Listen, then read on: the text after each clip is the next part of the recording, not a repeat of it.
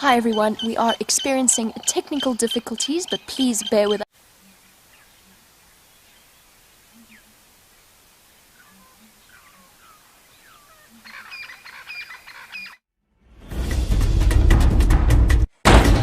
Ready.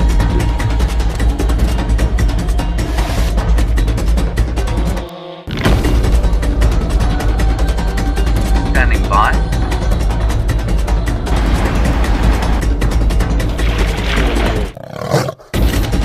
5, 4, 3, 2, 1. You are live, you are live. Morning and welcome to a chilly, very chilly Juma Private Game Reserve. My name is Brett Smith. We have Dangerous Dave Easterbach on camera. And on the other vehicle we have Jamie and Viam. And in final control we have Rebecca and Louise. And it is a very cold 13 degrees Celsius, and I cannot for the life of me remember the Fahrenheit, but I presume it's around 60 something.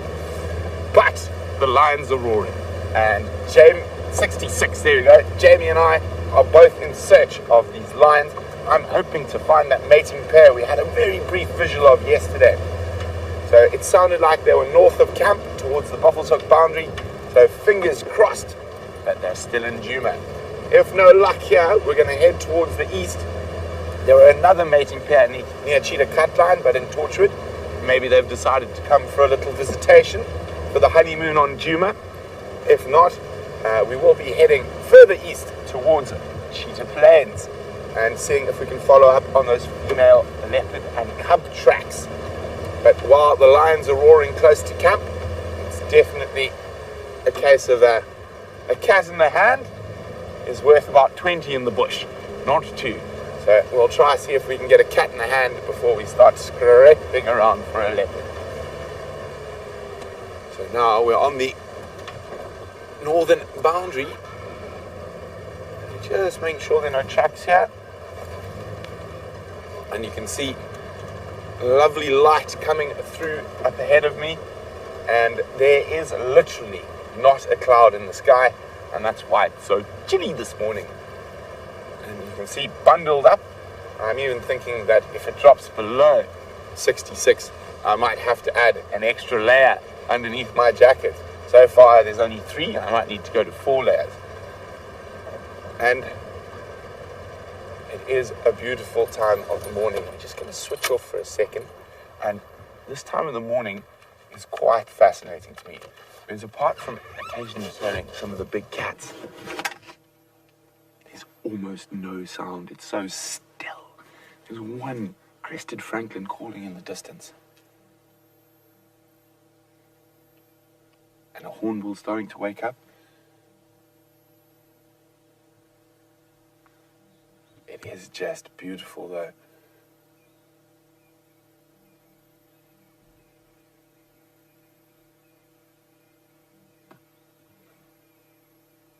Absolutely gorgeous.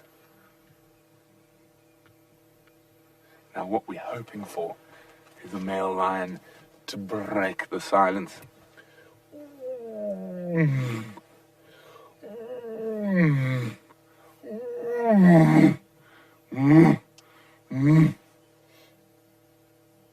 I know a lot of you like that, and when I was a little boy, I was taught by my grandfather and my father, what does a male lion say?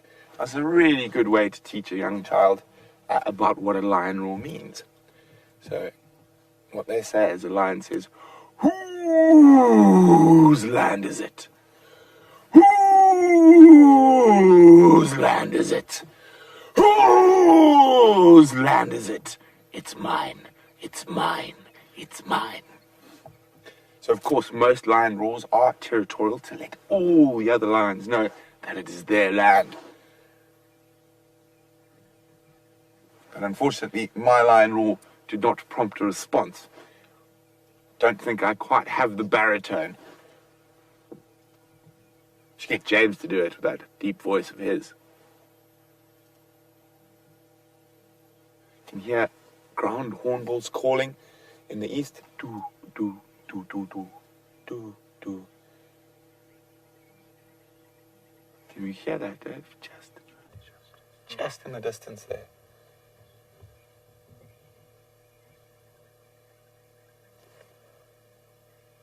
Hippo back towards Sydney's waterhole.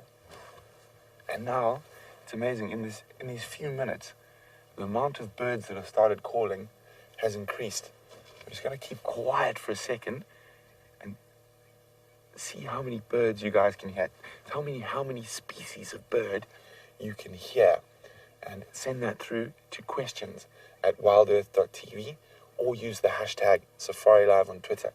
So I'm going to keep quiet for 30 seconds. And actually include the animals as well. So what birds and animals can you hear? Quick. Crash cut.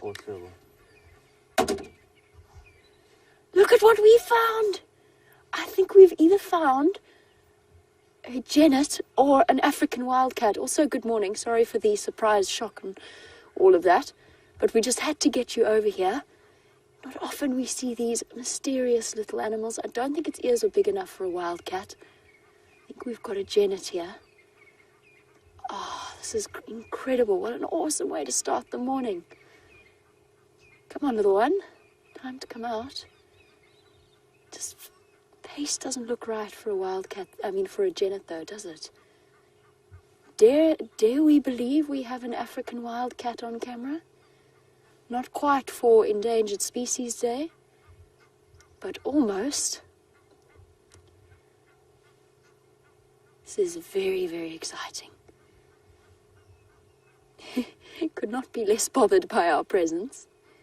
It's very far away on our northern boundary, which is why we can't quite get to it, unfortunately. Somehow I don't think it's been responsible for the roars that both Brent and myself have been following up. Might be a little bit small for that.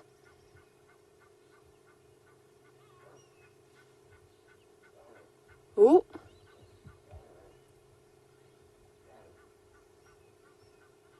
Some interesting sounds happening in the bush there. Alarm calls. We need it to just move. Just move a little bit for us so that we can get your identity. It's sitting too upright for a genet. Shall we try going forward a little bit? Since it doesn't seem to want to move, let's see if we can't get a different perspective on it. Don't go away, please.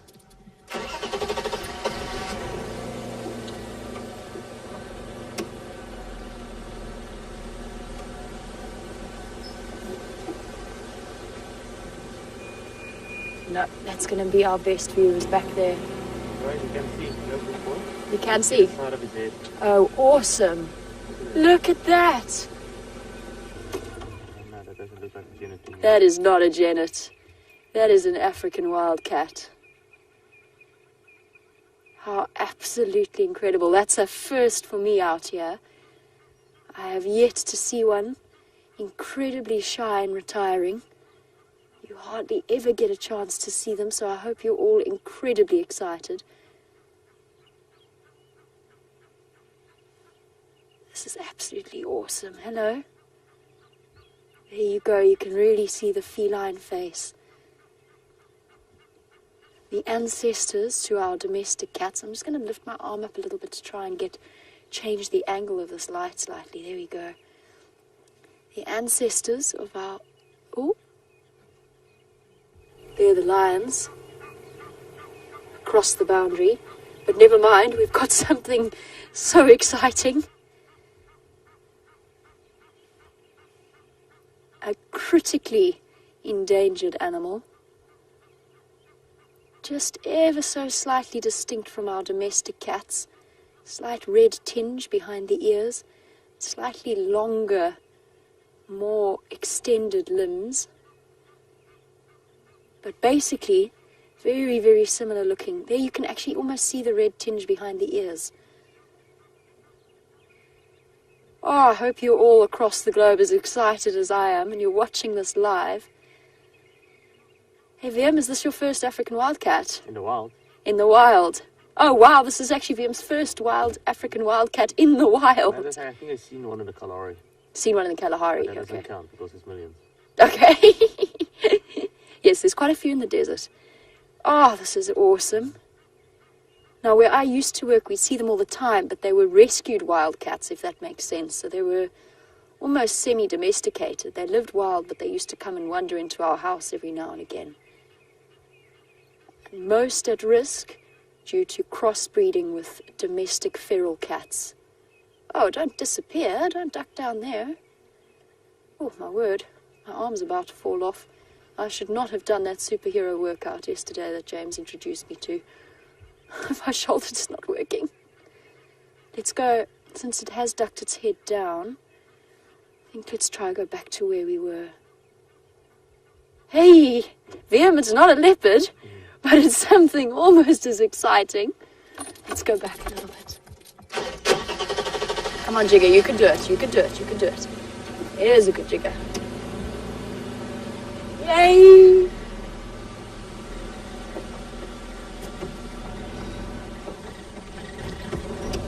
Sorry, I'm so excited. I've completely forgotten to tell you who I am. If you have joined us for the first time, I'm not going to look at you just because I'm about to lose this cat. But my name is Jamie. Hello. And I have VM on camera with me. And a cat, I think, has ducked. It's lying down now completely. I just saw the briefest flash of its eyes before it lay down. Sure. Now, this is the kind of stuff that you'll find for all of us as guides we get exceptionally excited about. Oh, wow. The first for me on Djuma. I'm not sure how many of you have seen them before on these live drives, but I would love to know, for those of you who've been watching for years, if you have, or how many wildcats you've seen out here. They're so secretive and shy, we hardly ever get to see them. Can you still see it? No, I can't. I think it's just lying down there, though. I didn't see it move off. Let's go shuffling forward a bit. It's just behind those thick patches of dead branches. Let's try looking from the other angle, since we haven't got a view here. So exciting.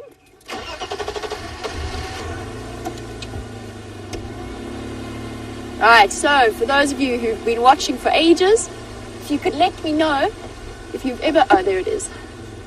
If you've ever seen an African wildcat before on our live drives, you can send that through on hashtag Safari Live on Twitter. Can you see it there, Viam? No. Just the angle's a little bit wrong. It's hiding behind that dead stump that's sticking up. You could see its eye reflecting every now and again. Yes, but send through your info on hashtag Safari Live on Twitter or email through to questions@wildearth.tv.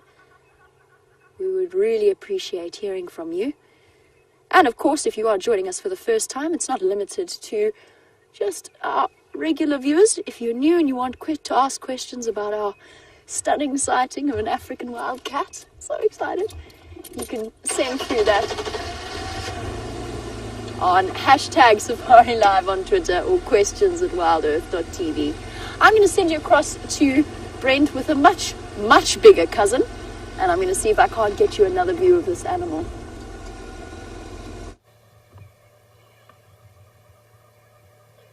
There we go. The moon is setting in the west and just disappearing through the trees.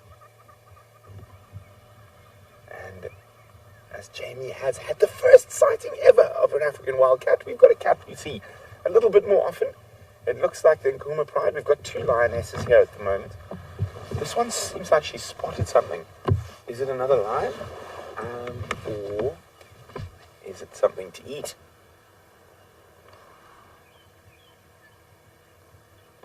She's just got up and she's looking down towards the little river system. Now, this is the... Okay, guys, while we stay with these lions, let's go back to the African wildcat, because that's something we've never seen before. Here we go. an even better view, and you can really see the slight red patches to the back of the ears. Now, so many of you, I'm sure, are thinking, but that looks just like my cat at home, or so similar. Oopsie, sorry, trying to hold my spotlight absolutely still. And of course, that is exactly where our domestic cats came from.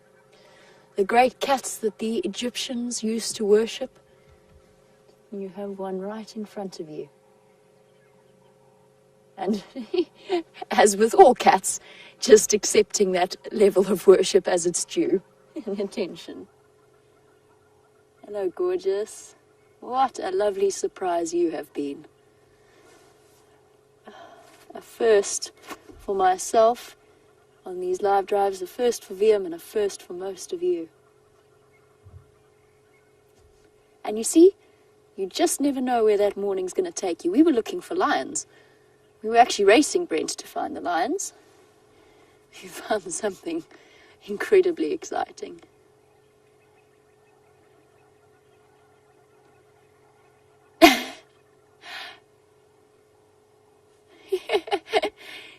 That's incredible. So Jen B tells us that her first trip to Africa, the first cat she saw was an African wildcat, and that because she didn't realize what she was seeing, she was quite disappointed that the first cat she saw looked like her neighbor's tabby cat. I'm totally with you there. I know what you mean. The first African wildcat I saw when I started working as a guide, so not the first that I'd ever seen in the wild in my life, but the first properly working as a guide, was sitting on an airstrip.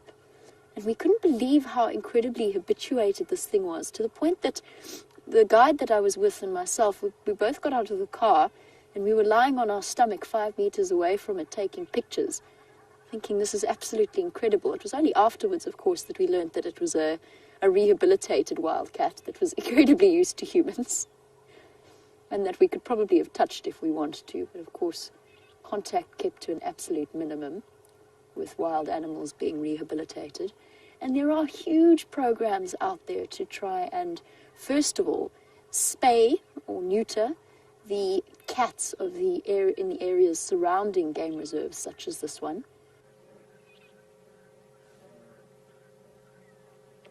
But then also to help to rehabilitate and to rescue any wildcats that have found themselves orphaned for various reasons. Look at that perfect red tinge. Now you can really see what I was talking about behind the ears. That is one of the distinctive features of an African wildcat.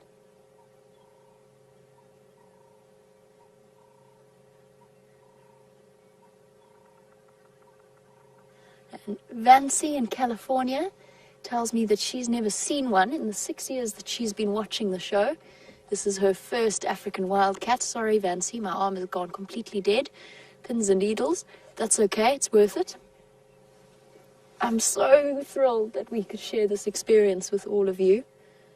You know why we stopped, actually? We stopped to look at the moon, which we're not even going to move the camera to show you the moon. That is for another day. The moon is always there. African wildcats are absolutely not. And I just flipped my spotlight over to the right. I don't know why.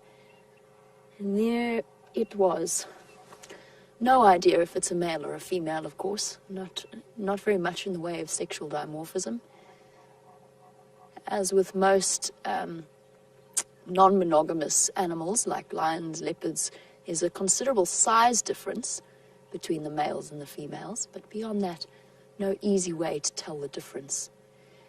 And I've been sent pictures, and I must actually look for you, of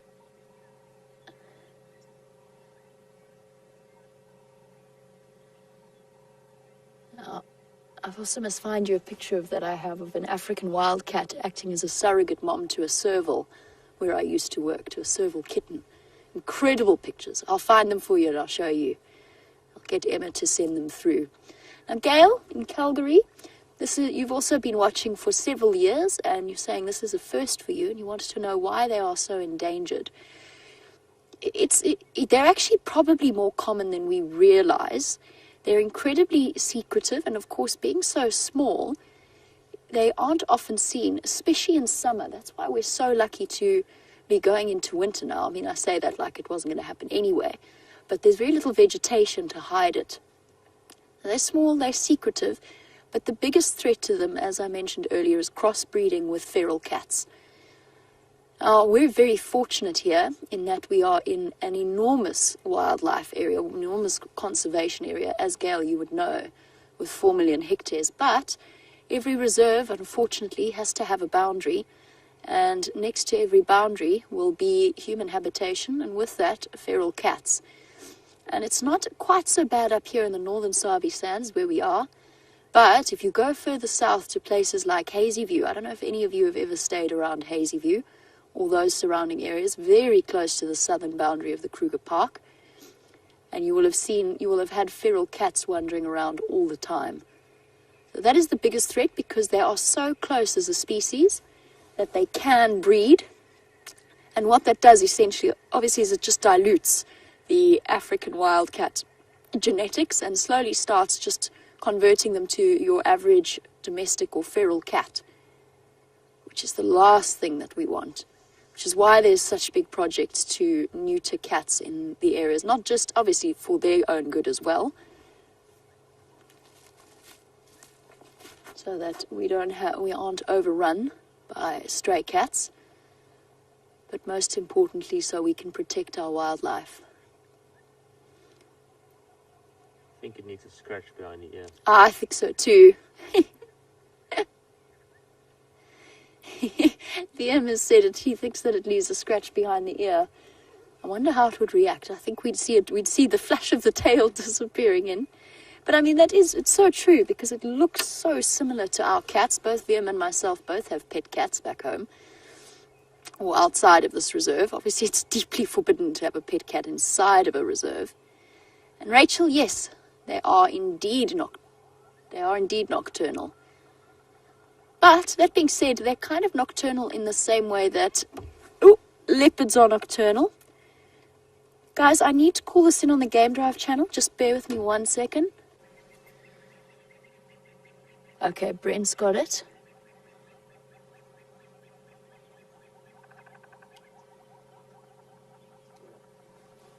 I do need to call this in.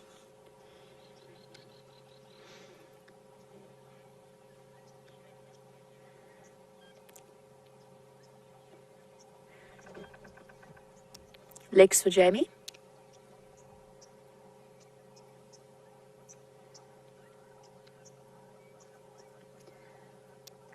Lex.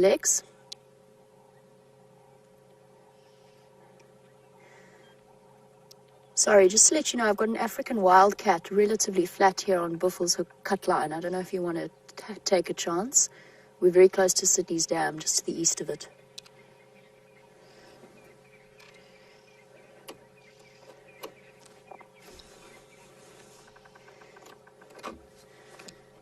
No problem, it's static for now. I'll keep you updated. Hello, gorgeous. I'm actually going to take the spotlight right off it now so that you get the full effect of those eyes. Oh, daytime is coming, and cat is starting to get a little bit more aware of what's happening. You'll find that with serval, caracal, and wildcat, all of the nocturnal, medium to small-sized cats, they tend to be, and even actually unhabituated leopards, they tend to be okay at night with spotlights, relatively relaxed, but as soon as day arrives, they start to get slightly nervous. And I think that we could find that happens here. I hope that Lex gets here in time. This is a really exciting and rare sighting for the guests that he has on the back of his vehicle.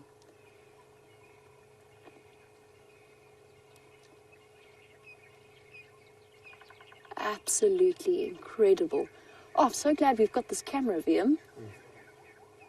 Sure. Did not expect my morning to go this way. I certainly didn't expect to get to spend this long with it.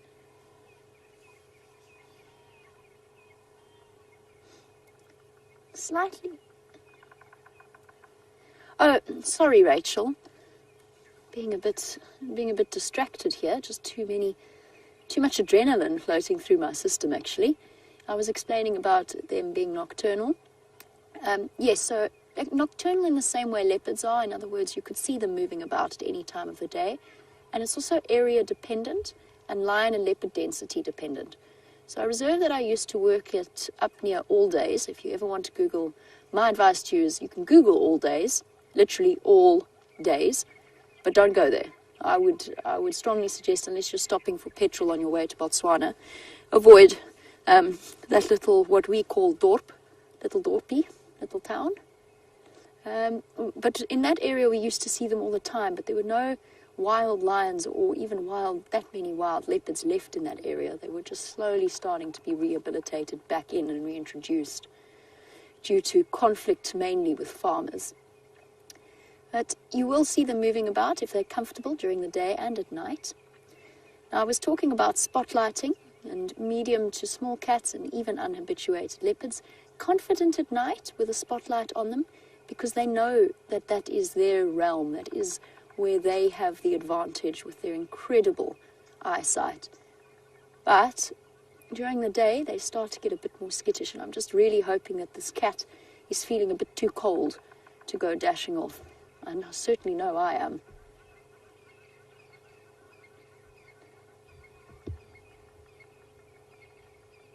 Casting around, looking for any rodents. They're very, very, just like cats, domestic cats, exceptionally good at being opportunists. Same as a leopard or something like that. Catching small rodents, grasshoppers, little birds, anything like that will fall under their diets. Lizards, small reptiles. They've got a vast and wide variety of different animal species that they will feed on. And sorry if I keep casting my eyes back, it's just because I'm making sure our African wildcat hasn't disappeared on us. So excited that this has been the start. Solitary animals, just like a leopard, very similar in terms of social structure to a domestic cat or even feral cats. So not necessarily specifically territorial. They will maintain a home range that they live in, and they will maintain a relatively solitary lifestyle, and then them obviously just coming together to mate, or for females with kittens.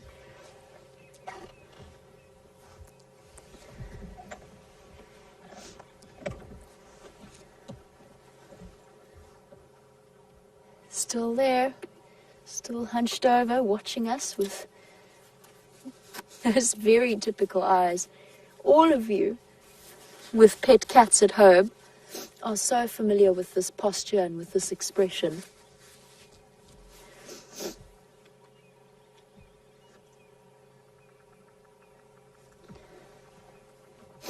And I mentioned that their density and their behavior is dependent on the circumstances and the ecology of the area, and particularly the presence of big cats. Melissa, you were wondering about their interactions with leopards, since they also climb trees, and you're aware of sort of that interaction that happens between most cat species.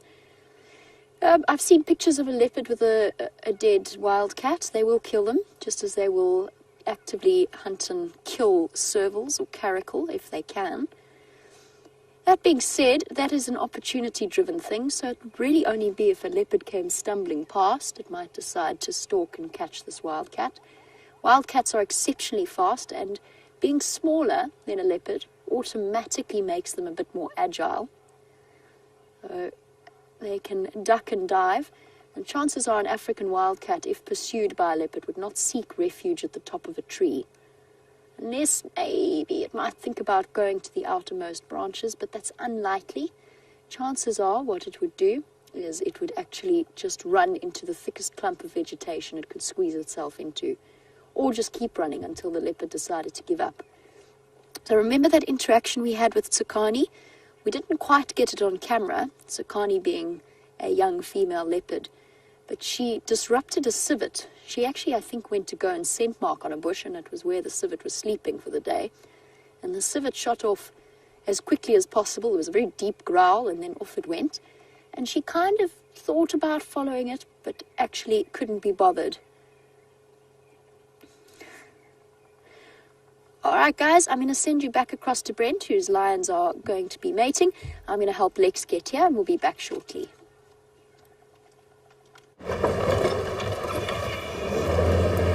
So the lions are about to mate, and the female's flirting just over here. We're just trying to get into the right position. They came out of a very thick little river system.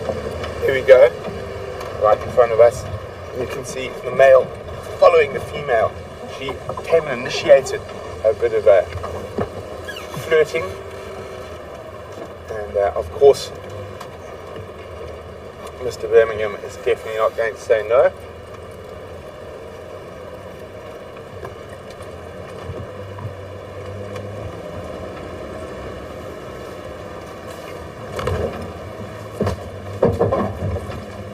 Fortunately, they are heading north at the moment. That is not a good direction for us, or northeast actually, to be more precise. Let's see our boundary there. Just try and get up ahead of them. There's a big hole there, we're not going to go that way then. But really great. 2 cats, the smallest cat we get, and the biggest cat we get in the first few minutes of drive. Isn't that amazing?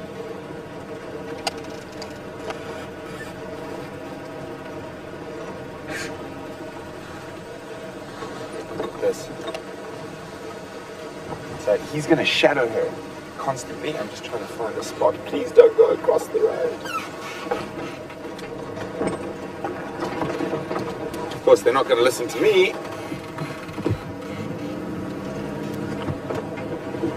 Now there is still another lioness lying up.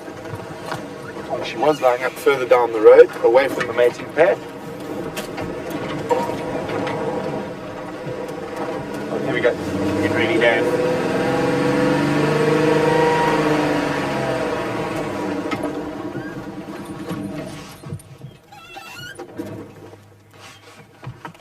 Oh, they found something smelly to roll in.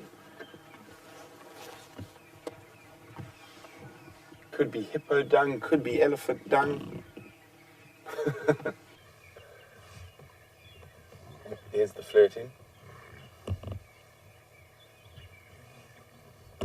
So she's quite young.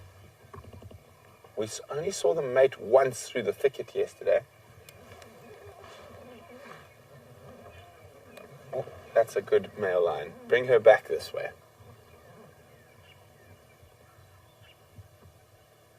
Or has he found some more? It looks like hippo dung that they're rolling in.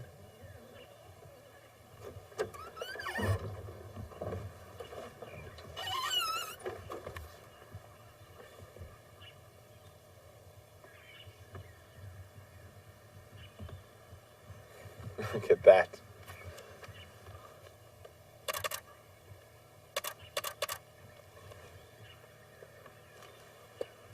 Oh. Looks like she's really enjoying that. She might even be buffalo urine. I'm trying to see. It's a bit difficult for me. It's a bit far.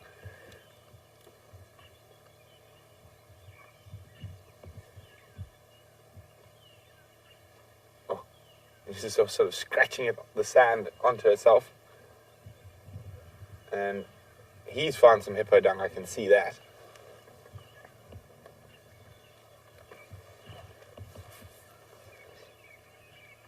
Very dirty lions once they're finished with this rolling session.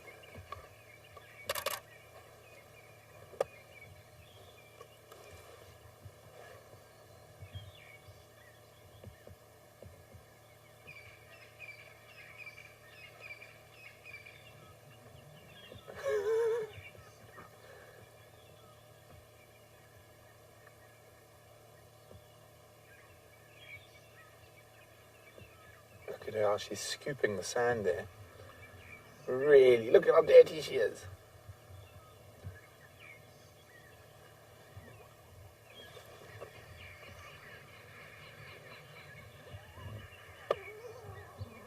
See, she's smelling. I think it could be urine that she's rolling in. Buffalo or elephant.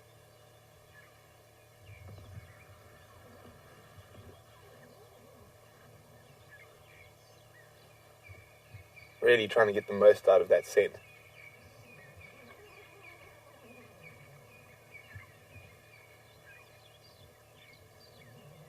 Oh, that looks so good.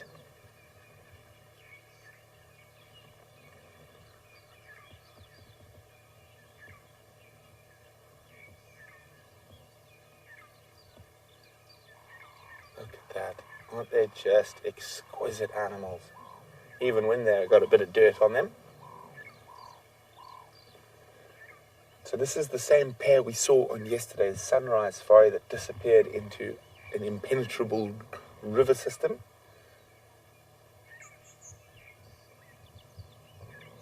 Oh, the wildcat's on the move. Let's go back there quickly. Move.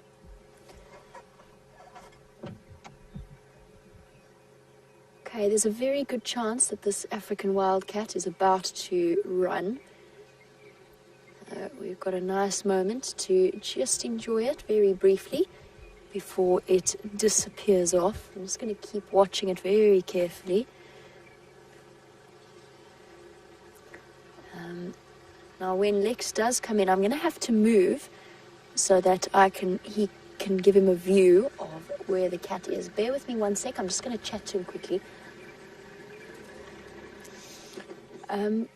Lex, I'm going to shift backwards once and let you come in. There's a fallen log at the back that he's just in front of. Still completely flat, but I don't know that you're going to see it that well from your perspective. Probably about 20 meters, 30 meters in. I'm going to go backwards for you. Awesome, and totally chilled for now.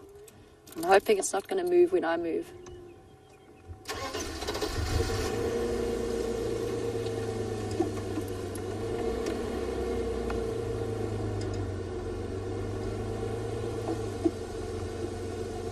Okay, guys, we're going to take this view, and I'm going to let Lex move forward a little bit.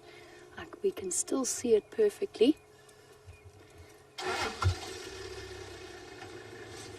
Let's see if they can spot it. Unless you know it's there, it's really tricky to see where it is.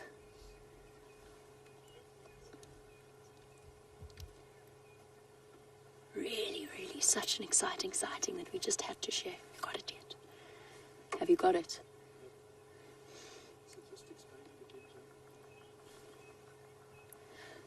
If you go where all these sort of stumpy acacias are, sort of just to the right of those, there's a fallen acacia, and then just behind that, it's sitting there. So it's so difficult to point out exactly where it is.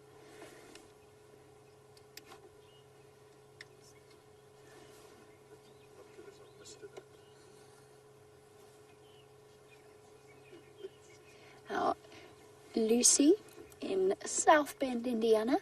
This is the typical colouring of an African wildcat, yes. They don't come really in much in the way of variety. Some not in the same way our domestic cats do. So some might have a little bit more in the way of stripes. Others might be a little bit of a deeper brown, maybe a lighter brown. And again, that's area dependent. Whatever that particular ecosystem has evolutionarily wise selected for will be exactly what you're seeing. So certain soil types will affect the colour, certain vegetation types. So there's not as much variety as you would get in a domestic cat. You certainly wouldn't get, for example, a ginger variety or a tortoiseshell variety. That's something that we've introduced.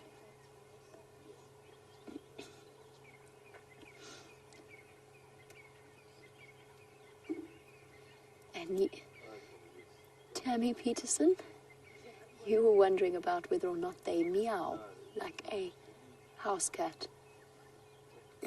And the answer is not as much, no. What's really bizarre is that apparently domestic cats have learned to meow when they communicate with humans. It's not a typical sound that a cat makes in its day-to-day wild life. Now, domestic cats have learned to do it. It's one of their ways of communicating with us. But wild cats generally in the wild don't meow all that often. They will hiss and spit and yowl, which are different things to meowing. But I have been meowed at by a wildcat before. Again, same story that I was telling you earlier, the ones that were rehabilitated into the wild but still came back to visit every now and again for a bit of company and, if I'm honest, a little bit of food every now and again. But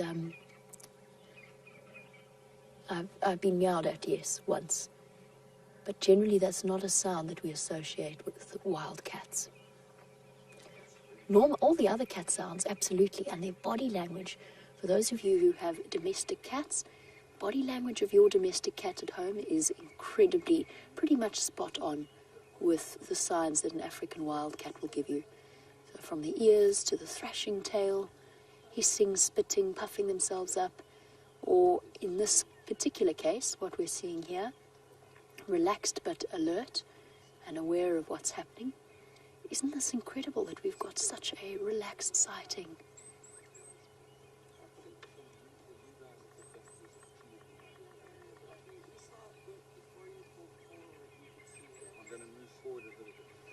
Are you okay there, Lex? Yeah. Cool. Perfect. Now, Aaron, you were wondering about an African wildcat's home range, and they actually can have incredibly large home ranges, and in some cases can be almost completely nomadic in where they go, particularly, of course, animals that are setting out to disperse.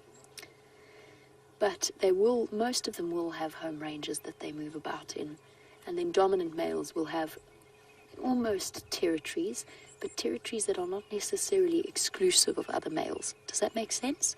So they'll have an area that they mark out, like feral cats, and they probably will be the most dominant, but they will tolerate the presence of other males in that area, particularly younger males.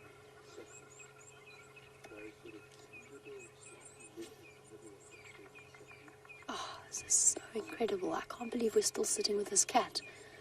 I was excited enough to catch a glimpse of it. I did not expect for us to be enjoying this sighting with them. Maybe it's a lucky day and she's got kittens. Ah, Vim. Vim now getting really hopeful that perhaps we're going to be super lucky and she's got kittens somewhere. Can you imagine if a bundle of fluff just came barreling out of the bushes? And that would really top off the day completely.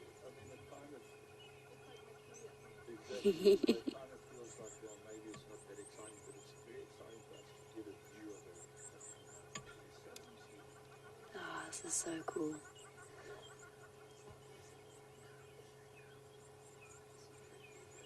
All fluffed up against the cold. You know what one of the other best parts of this particular sighting has been? This is one of the coldest mornings we've had so far, and Liam and myself haven't had to move anywhere. We haven't had the wind chill factor one little bit this morning. So I'm going to send you back from our smallest cat out here, or one of our smallest cats, to one of the largest, back to Brent.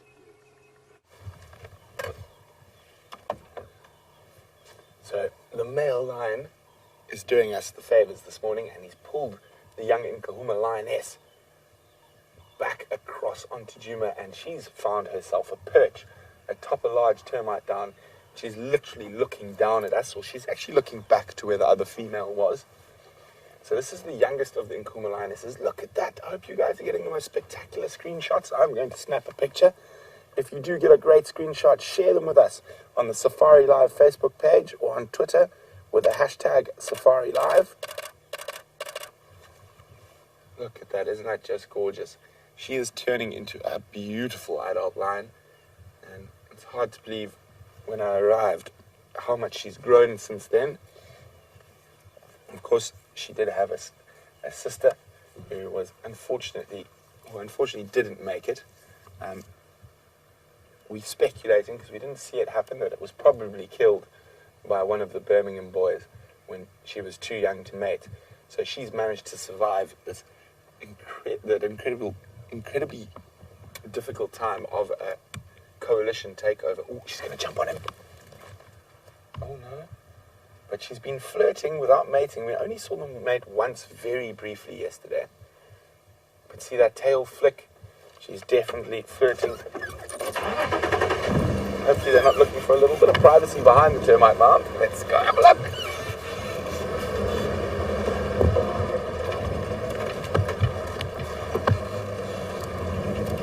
So they are going into quite a difficult area to the block to the north of the Juma or the wheelteller down. Oh, they're jogging, they're running. Oh, yeah. Trying to catch up with them in here is a little bit difficult, so hold on, don't fall off. So while we catch up with these lions that are sprinting through the block after each other, let's go back to the smallest cat at Tuma. Well, just to let you guys know that we are experiencing some internet difficulties in Final Control, so please don't stop sending through your questions. We're not ignoring them. We just, at the moment, can't see them. Please don't stress out that we are not listening to you. We just, at present time, you can imagine, internet connectivity out in the middle of the bush comes and goes every now and again. It's relatively reliable, but at the moment it's been attacked by gremlins.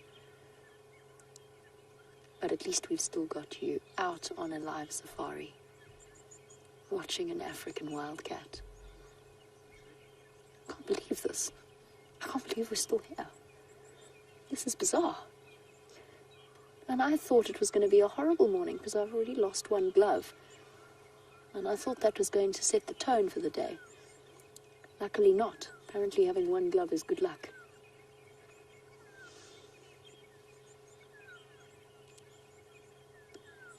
Amazing. Obviously, as you can see, animal completely aware of our presence, but not concerned. I think actually cold is one of the big reasons why this cat is still hiding out here, because it's a very, very dewy morning. The grass is soaking wet. My steering wheel was soaking wet when I got into the car this morning. And I don't think, just like all cats, I don't think it really relishes the prospect of being damp and cold. And that's why it's still hanging out where it is, waiting for the sun to peek over the horizon and start to warm it up. A very typical cat pose with front feet folded in front of us. Well, not in front of us, in front of it, sorry. Brain fried.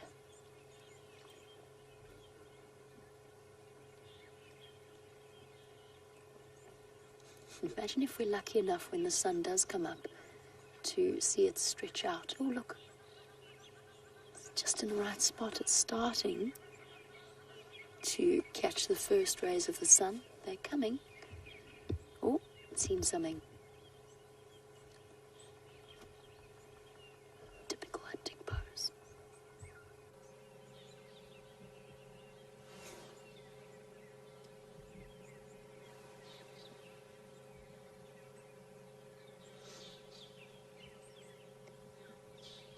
From relaxed to tense and coiled.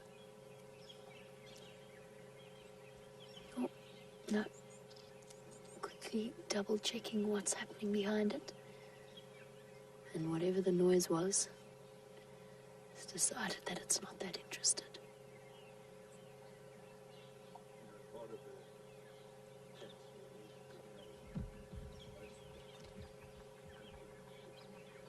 Safari Dean, just while we were watching it thinking about hunting, you were wondering if they're strong enough to catch a scrub hare. And probably yes. Particularly, obviously, it goes without saying, a baby scrub hare would be on its menu. But an average-sized scrub hare, it probably would think twice. But a large male African wildcat, yes. You know how leopards are incredibly powerful and capable of taking on prey that is greater than their own body mass?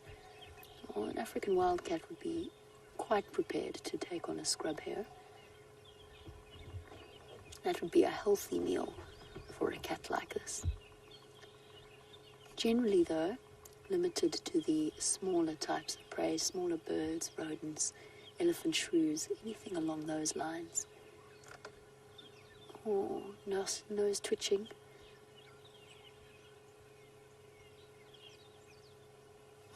Oops. I nearly fell over in the car.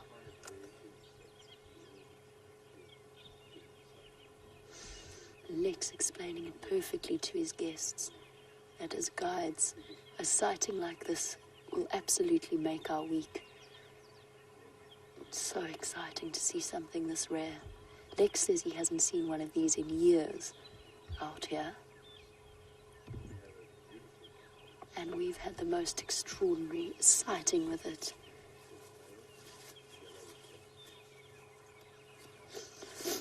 Now, Janet from Ontario, you were wondering if we often see their tracks. The answer is no. I have never seen an African wildcat track out here. That being said, have I missed their tracks? Probably. Almost certainly. Now, one thing I have noticed with African wildcats is, unlike other cats... Oh, what we got?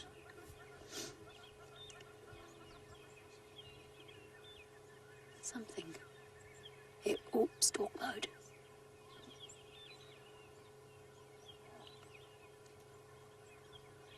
Yeah, there's a huge breeding herd crossing to Sydney's. Oh, there he goes. We can't move. I don't want to mess up its hunt.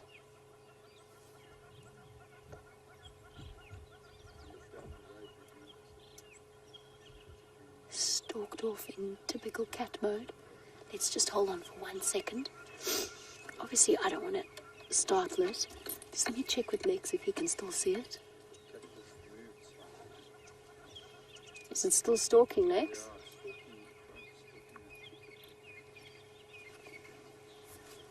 How's that? Thank you. I'll try and roll forward a little bit. Nope. Not so much.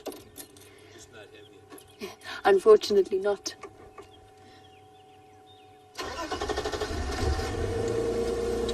So the reason I felt confident enough there to start the vehicle is because Lex can see it.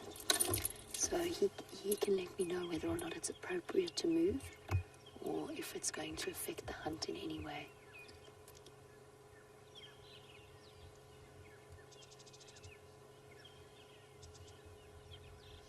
Yeah. Still watching us. The stalk is stopped for now.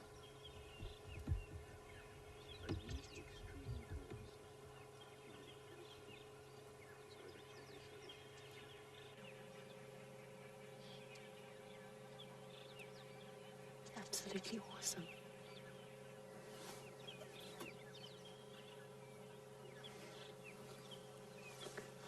Grey ghost in Oklahoma.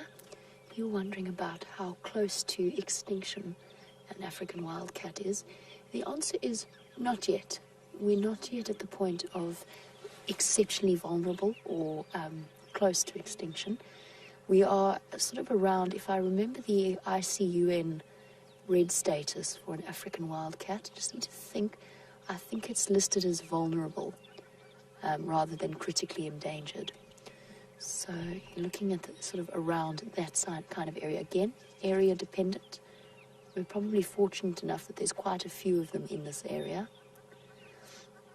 And unlike its cousin, the small spotted cat, very rare to see, and the incredibly rare black-footed cat, both of which occur a little bit further to the west and to the south of where we are now. I've never seen them. I dream about seeing both of those little species of cat, both slightly smaller than the African wildcat. Oh, tense again. It's like watching a leopard hunt. Beautiful green eyes.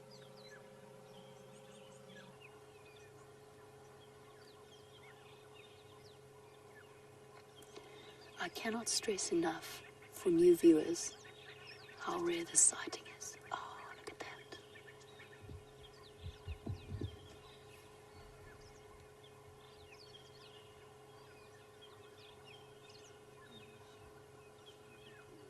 There we go. Watch it creeping. It's almost in staccato movements.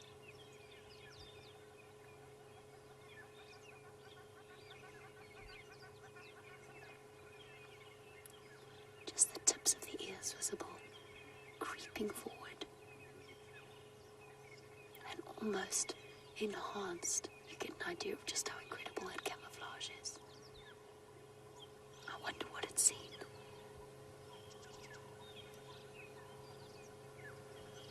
Just the ears twitching, casting about for whatever it was hunting. There we go again. Those jerky forward movements. Look at that focus. This is incredible.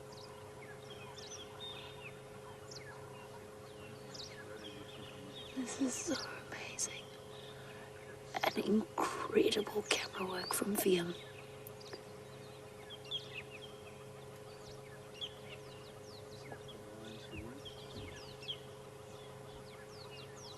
Poised, ready to pounce on something, some hapless, unsuspecting rodent or bird, something stirring in the morning warmth.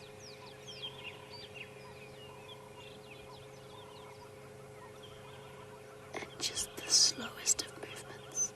You can just see it moving there behind the sticks. Oh, quickly checking up what we're doing. One eye, one ear visible. And I've got to be very careful not to move too much.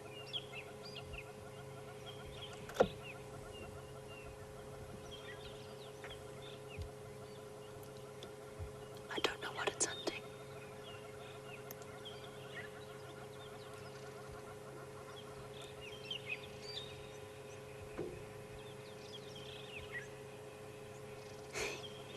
Just the ears. I'm not sure if you can see them, but we can just see the ears pointed forward.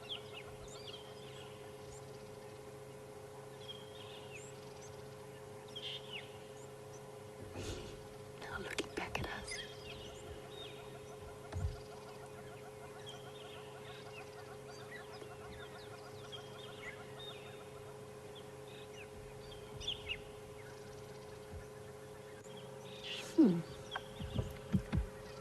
The stalk for now, I think, has slowed down at least.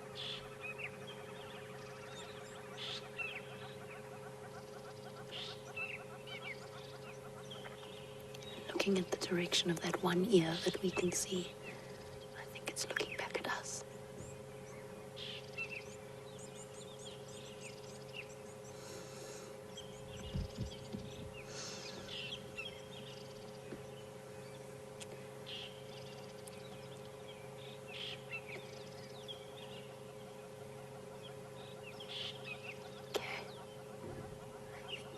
I think it's settled for now.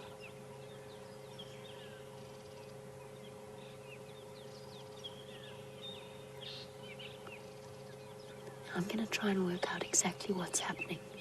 And while I do that, I'm going to send you back to Brent. But never fear, if anything changes, you'll be straight back across to our vehicle.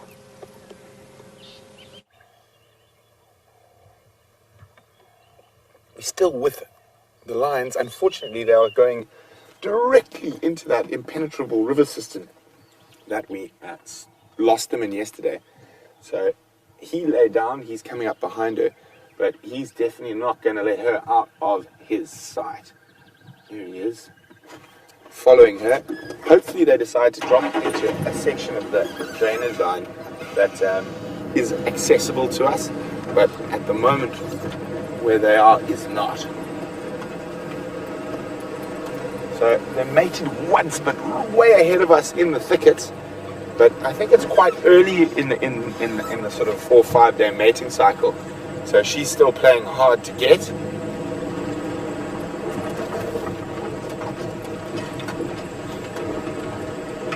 they're heading down into this little river system where they spent almost the whole of yesterday and only coming out last night at some point.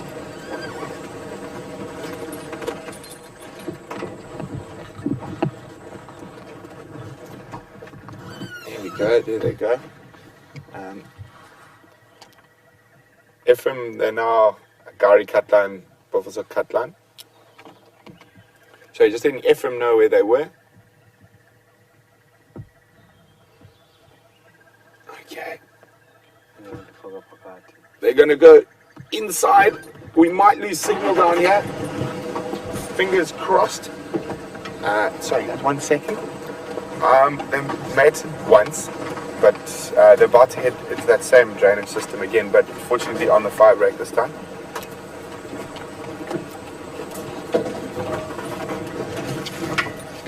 There we go. I don't know if we're still with you, but this is a really bad signal spot, but it looks like they're going to go up and through.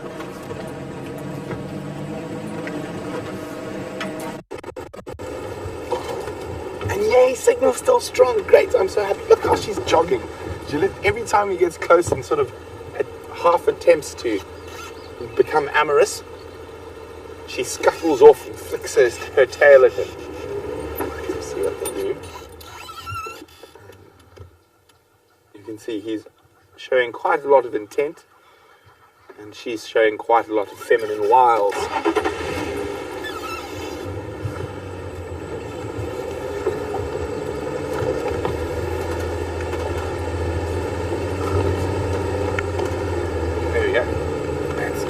There we go. Now they're carrying on along the fire break. They've actually all quickly across to Jamie. The African wildcat's up to something.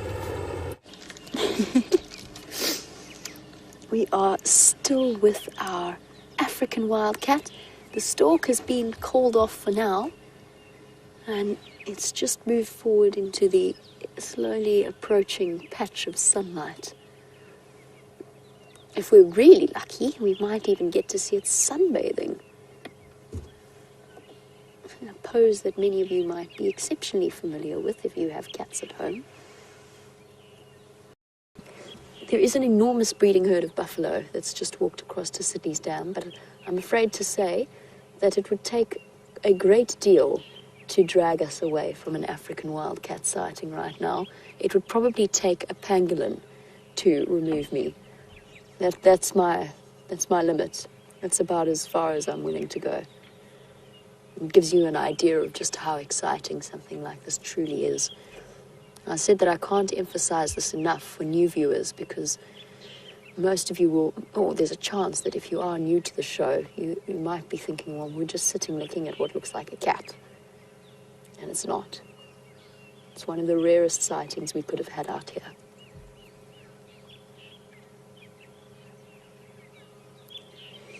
Slight difference, if you look carefully, tricky to see, but there's a slight difference to the shape, the profile shape of an African wildcat to most breeds of domestic cats. And I say that, of course, because as humans we have introduced such a wide variety in terms of shapes, sizes, colors, coats, everything into our domestic breeds. But have a look at the sharpness to the forehead, as well as the sort of the flatness to the face. Just ever so slightly different. Now, we haven't unfortunately got a clear view of it when it stands, but when it does, then you'll be able to see what I mean about the slightly extended long limbs. Kind of like when you compare a leopard to a cheetah. You know that slightly more gangly look that a cheetah has? African wildcats have that look to them. I'm not saying they look like the same shape as a cheetah, but I'm just making that comparison. I cannot believe we are still here with this cat. And I have to be honest, I have no idea where it is. Only vaguely. William's got fantastic eyes and managed to see it from where he is. I still haven't managed to sort out exactly what, or figure out exactly what it was hunting. I haven't seen anything. It wouldn't be incredible if a Franklin came past or something similar.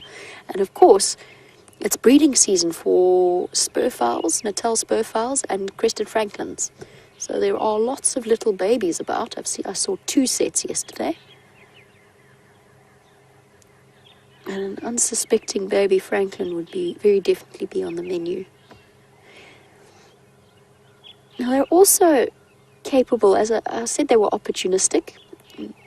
They also will occasionally eat fruits as well, just in the sense that it doesn't really help them to be picky. But they're not to the same extent that something like a side-striped jackal or a black-backed jackal might. So although they sort of fill the same niche in terms of being smallish versions of large predators, Jackal much more scavengers, and the African wildcats much more opportunistic and quite lethal hunters. Those of you who've had presence of birds, mice, lizards dropped on your pillow first thing in the morning or in the middle of the night will be familiar with the hunting prowess of the domestic cat. The wildcat is even better at it, obviously. Oh, I promised you I'd find that picture. Let me just have a quick look and see if I've got it with me. It's the most incredible picture of a serval being suckled on a wildcat. It was an orphan serval.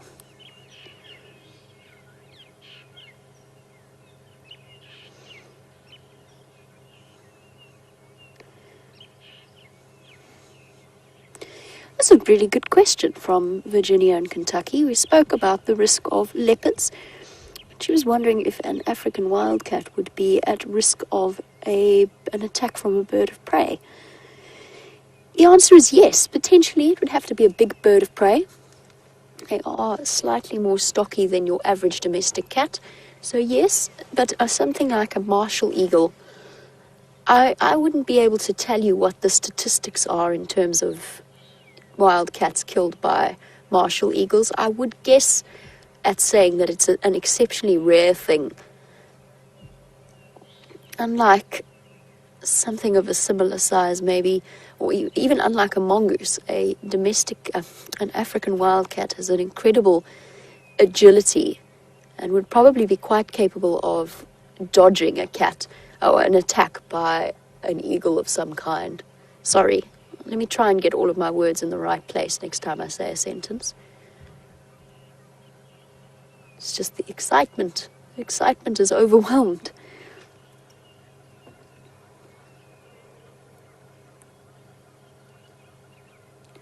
They're probably their biggest threat, not counting actions of humans or intermingling with stray cats or feral cats. Probably their biggest threat, if I had to guess, would be something like a leopard.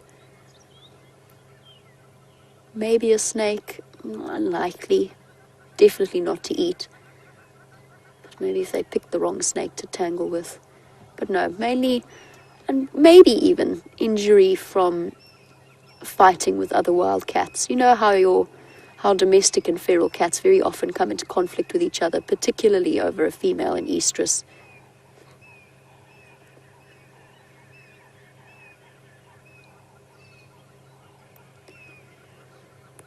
Just really hoping it's going to find a nice patch of sun and go and sunbathe for us.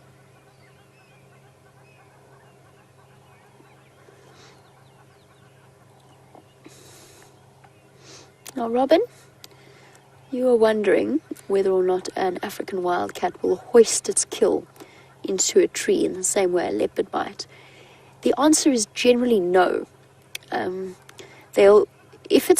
Most of their prey will be meal-sized portions, something that they can consume in a cup in a matter of minutes or hours.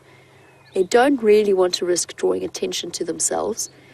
And then they don't have the same jaw structure or strength of claws to really hoist anything too large up into a tree. So Safari Dean asked about a scrub hare kill, for example. So if a large African wildcat killed a relatively large scrub hare, it would probably eat as much as possible and then most likely move on. It might think about stashing it under a bush or somewhere nearby, but chances are, with the number of large scavengers out here and with the number of threats, an African wildcat, almost like a cheetah, is not going to linger over a meal. A cheetah, as you know, once it has killed something, it will eat its fill as quickly as possible and will generally not stick around for more than probably about 12 hours before it decides to move off, just because it doesn't want to come into conflict with lions, leopards, or hyenas. Lions, of course, being one of the biggest scavengers out here.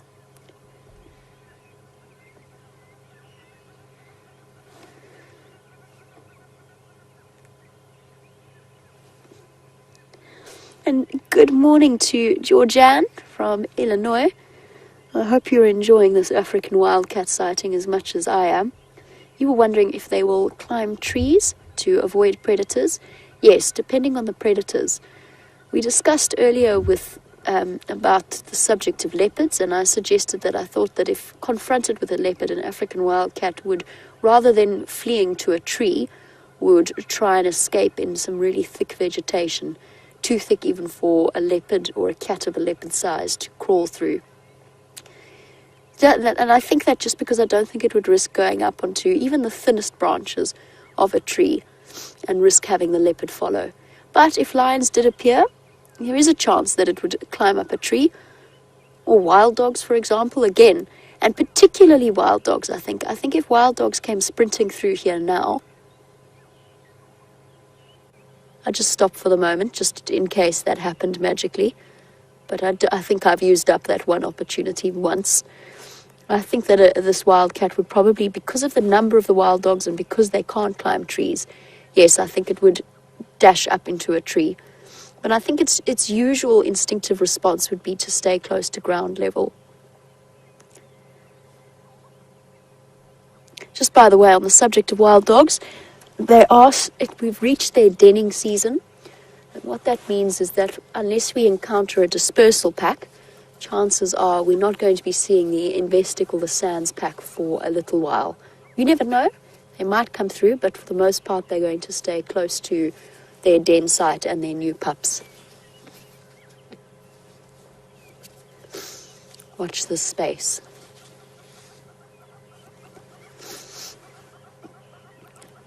It's getting quite nice and warm here in the sun, isn't it? Compared to how we started off our morning.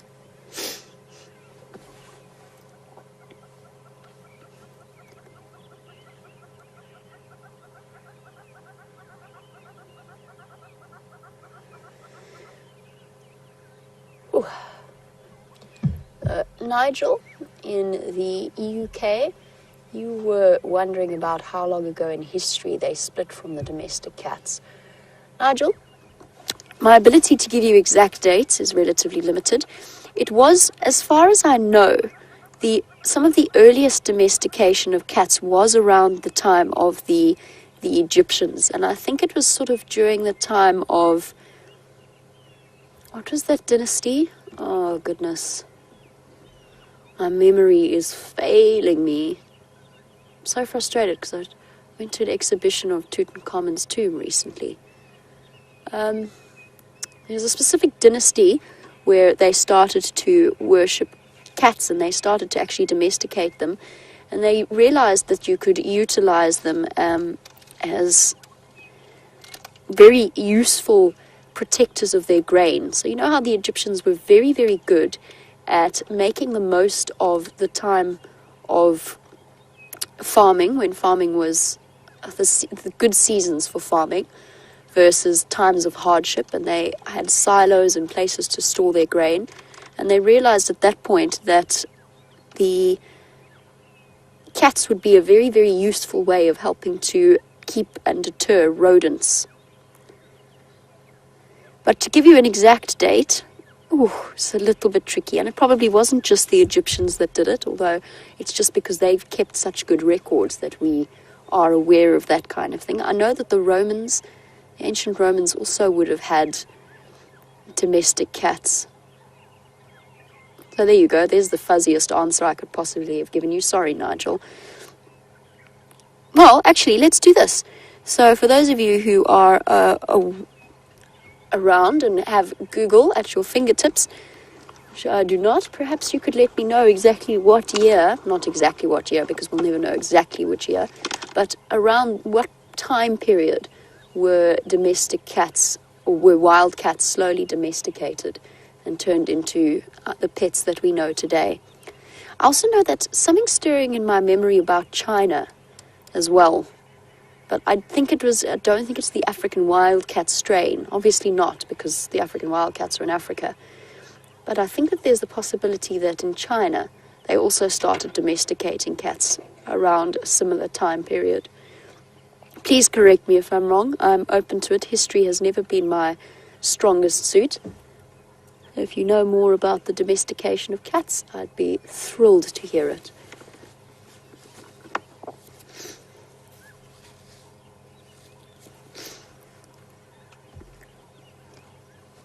It's a really good question, though, in terms of when the split happens. And of course, the split hasn't ceased to happen because, as I mentioned, there's still that almost constant, and it will be constantly happening despite our best efforts, that constant breeding between domestic cats or feral cats and African wild cats all around the outskirts of game reserves across the country and across throughout Africa. Oh, we're up. Attention seized.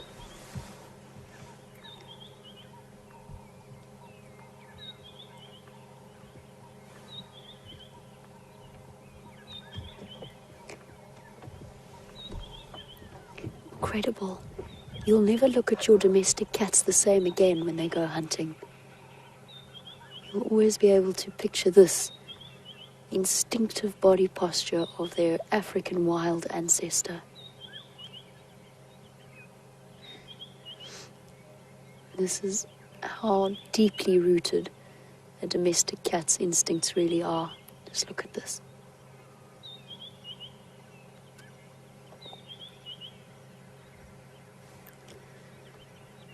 Still can't see whatever it's seen.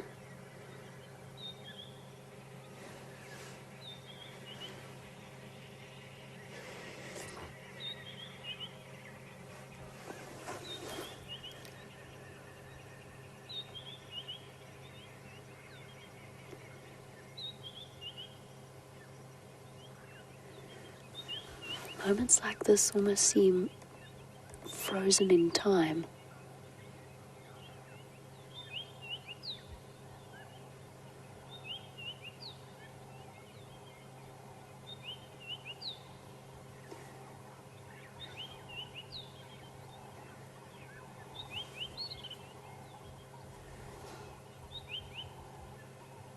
And there you see that shift in focus.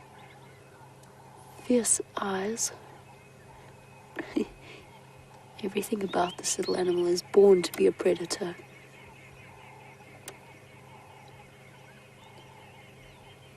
Perfectly hidden, and in fact almost invisible.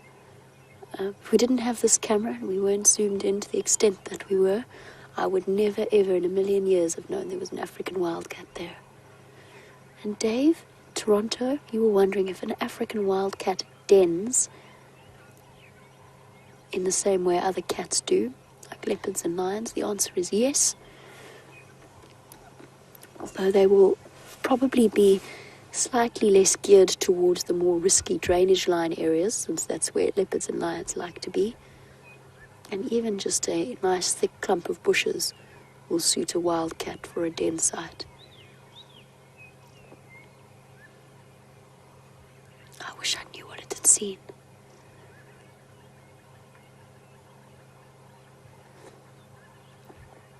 You have to wonder if it's stalking the same thing that it was earlier, or if it has spotted something different.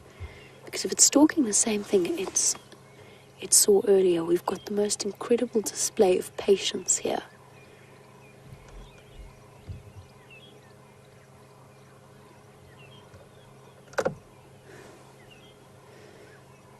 Okay, see the slight change in body posture? Still focused, but not immediately intent on a rush and attack. So settling back down, eyelids half closing, and basically going into waiting mode. Hopefully the prey, or hoping that the prey is going to decide to come a little bit closer.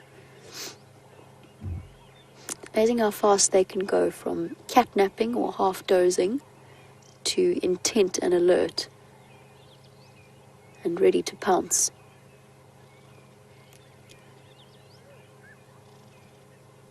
Nope, settled again, especially since the sun is shining in its eyes.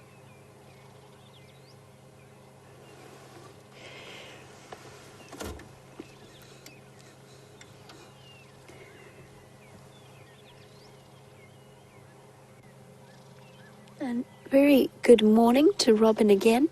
you were wondering why hunters would hunt African wildcats. It depends on if you're talking about human hunters or animal hunters.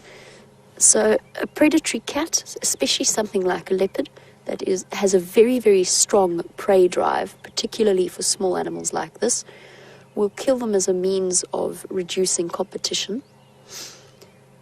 That being said, leopards are opportunists, so they will also kill them for food, and they will eat them for food.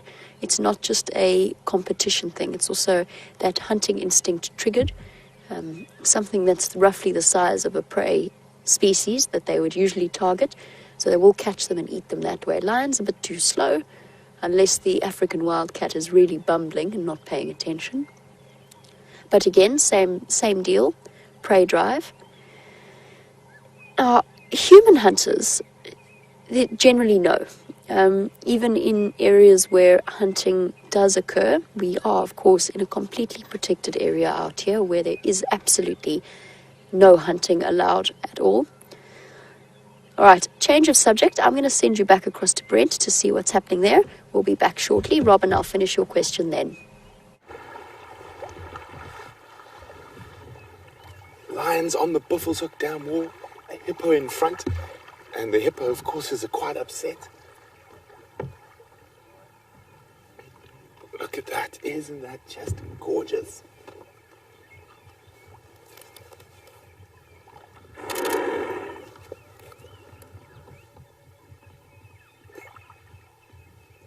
Now, the hippo is not going to like sharing his spot in the world with those lions, although he is quite safe in the water.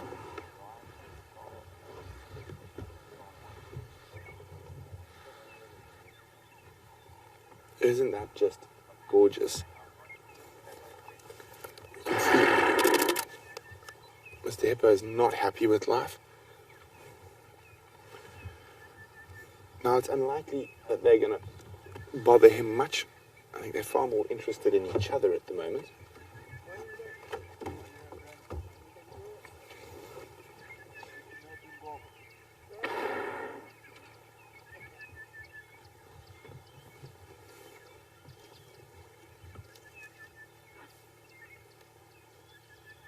Oh, there's that lion. Every time she moves, he moves with her. Hippo's watching them. Oh, she smelt something nice there up on the down wall. Probably. But quickly across to Jamie, the wildcat's up to something.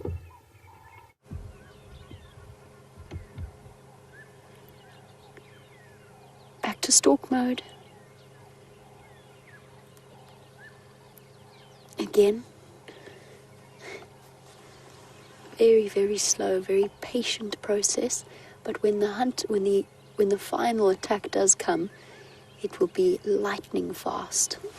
I still haven't figured out what it's after. I think my view might be blocked by surrounding trees, and that's maybe why I can't see what's going on. And I don't really want to move the vehicle and risk either upsetting the hunt or losing the view of this cat, because it's very, very difficult to see from where we're sitting. It is perfectly camouflaged. Okay, settle down again from what I can see.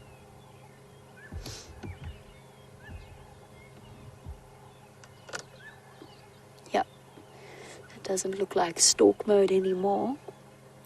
And I wonder if we shouldn't take this opportunity to just sidle forward so that we will have a slightly clearer view when if and when it does decide to strike. Okay, I'm going to try and roll forward a little bit. While I do, let's see what those lions are up to with Brent.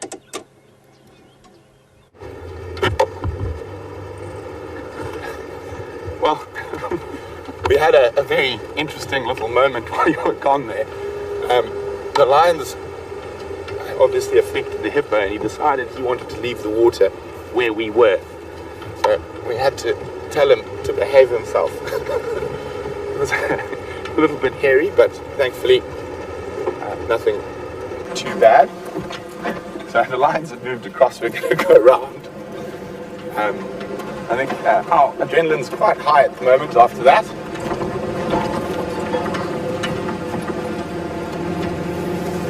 It's funny, the hippo was watching the lions, and then all of a sudden it just decided it didn't want to be here anymore, and decided that we were obviously also a problem. So I even said today, I said, look, this hippo's getting upset, let's move. And as we moved, he rushed out of the water straight towards us, and I had to bang the side of the car to stop it.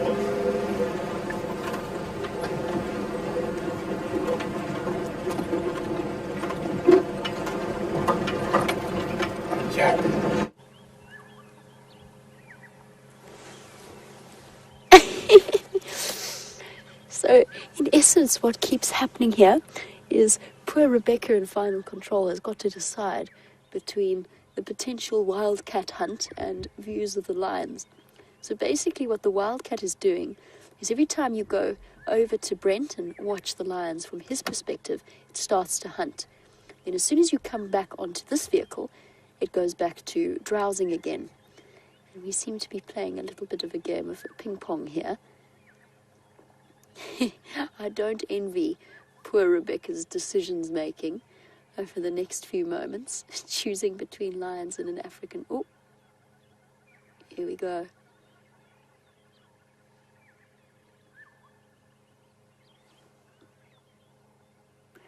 Going to slowly move up. No, back to dozing again. Might be playing a game of cat and mouse here, quite literally, where the most patient cat wins. Trying to investigate what it has seen. I've been scanning the ground with my binoculars.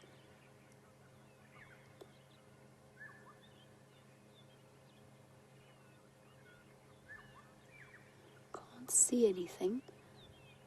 But it's so dense around where that wildcat is looking. It could be anything from an elephant shrew to a bushveld gerbil to a lizard.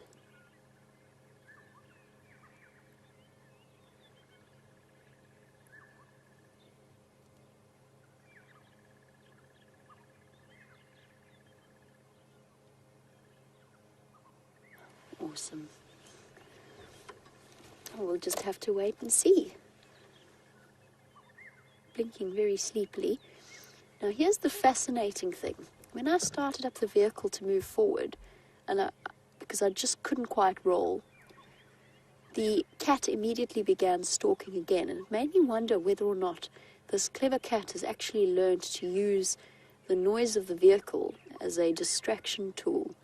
So essentially taking that opportunity to sneak forward. That is not unprecedented, as many of you will have read about or seen pictures of. The bigger cats learn to use safari vehicles to help them hunt all the time. Not so much in this area, but certainly in the more open areas of Kenya and Tanzania, Masai Mara and such. Cheetah, leopard, lion, they've learned to use the vehicles as a barrier, almost basically using them like a bush to hide them from the prey that they're stalking. It's not impossible that this cat has learned to use the sound of a vehicle to cover its approach. That being said, I would love to know how many times anybody has seen this particular individual wildcat. Perfectly relaxed. Look at it. I mean, it couldn't be more relaxed about the fact that we're here. We are a good 60, maybe even 90 feet away from it, though. If we didn't have the camera with its zoom, we would not have ever known that it was there. It's 28 meters in the camera. 28 meters. Okay, perfect. So basically close to 90 feet. Hey, my distance is spot on. Almost, not quite. I was off by 2 meters. Oh, I can hear baboons as well. Gosh, we could end up having 2 unusual sightings in one. You can hear them squealing away around Sydney's dam. It's probably that same troop that we saw on Sandy Patch a couple of mornings ago.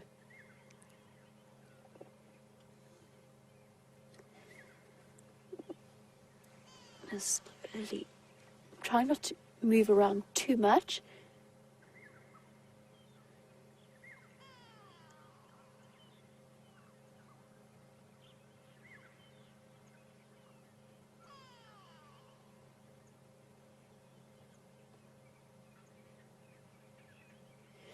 And there we go. Thank you so much to Mary Ann in Boston, who has let me know that the subspecies that we are seeing now, or this particular species of...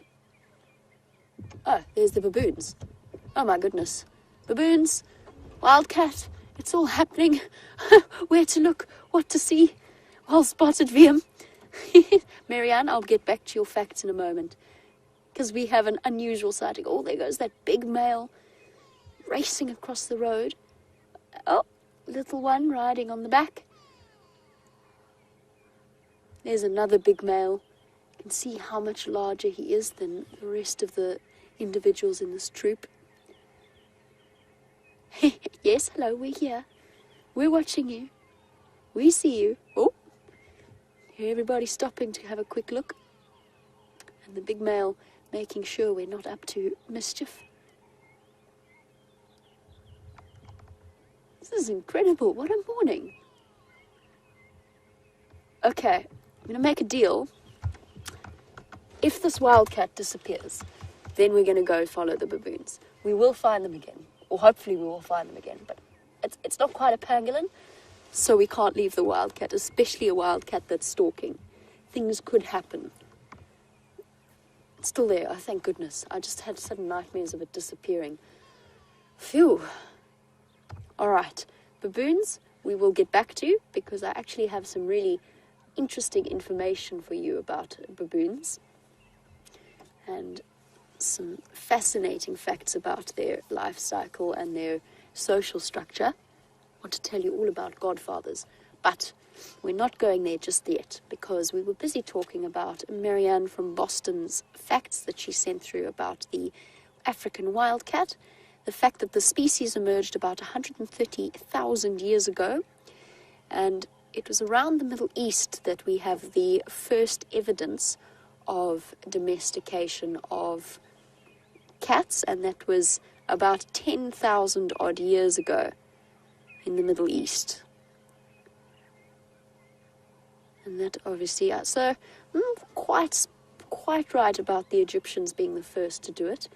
Close, but not quite right.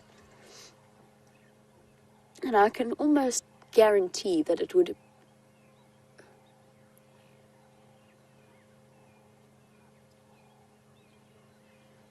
I can almost guarantee that it was, in response to farmers attempting to protect their crops. Just to give you a quick update on what's happening with Brent, I'm listening to the Game Drive channel with half a brain, and he has had to leave the lions because there are other vehicles that want to come and join them, and of course we've had an incredible sighting with them this morning, and it's time to let others have a turn. So he has left the lions and moved on, but we will go back to him when he does return to them once again. He will be returning before the end of the sunrise safari, so don't leave your seats. Not that I think that you were going to with an African wildcat in view, who, I have to be honest, I think has decided that a nap in the sun might be slightly more enjoyable than expending energy attempting to chase a rodent or a lizard. True to form, catnapping. I think it was stalking the sunlight. I think it was stalking the sunlight.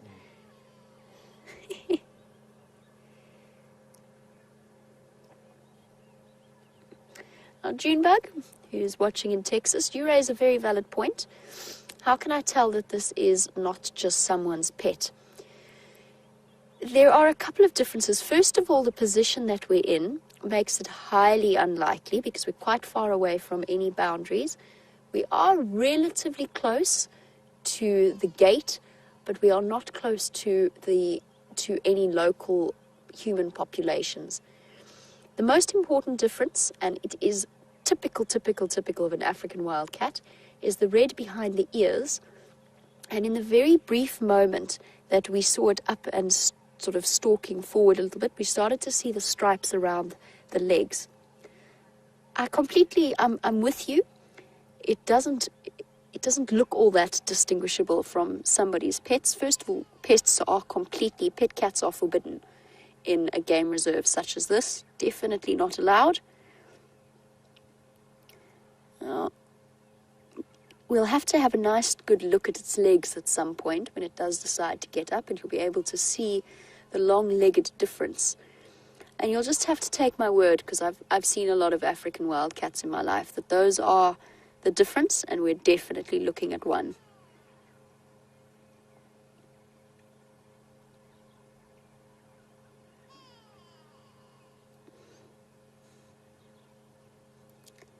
Also, the stripes around the face are very typical.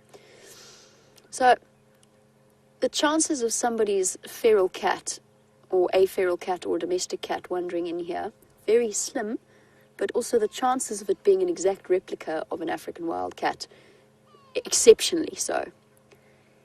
Do I 100% know that this is 100% pure breed African wildcat? There is a different question, because I've already mentioned that there's a huge problem with crossbreeding. And the answer is no, I can't be 100% certain, but just looking at this particular cat, if I had to put it on show as the perfect specimen of what an African wildcat should look like, this is the cat that I would choose. It's just got everything exactly right.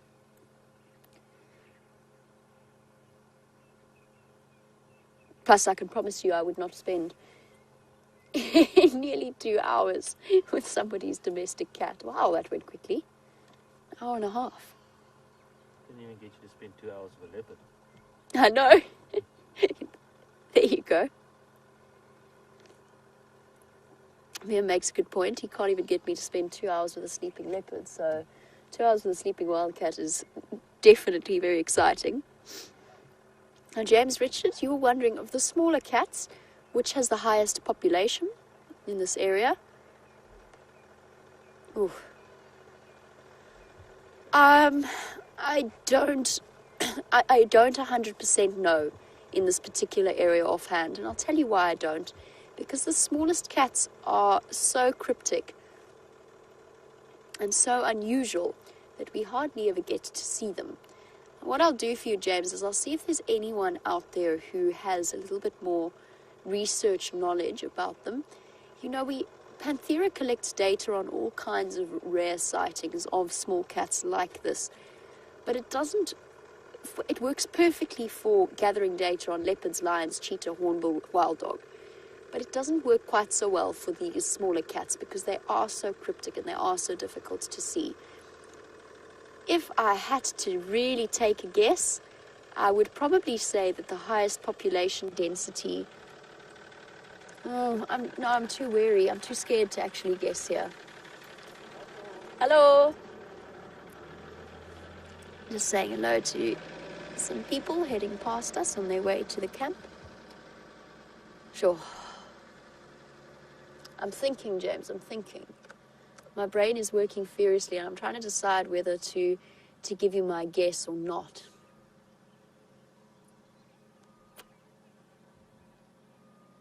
If I had to guess, I think that it's relatively well matched between caracal and serval of the smaller species of cats. But please don't quote me on that. I'd rather double check and get back to you on it. Because I'm not sure. I don't know for certain, and I'm not entirely sure where I could get hold of an accurate reflection of something like that.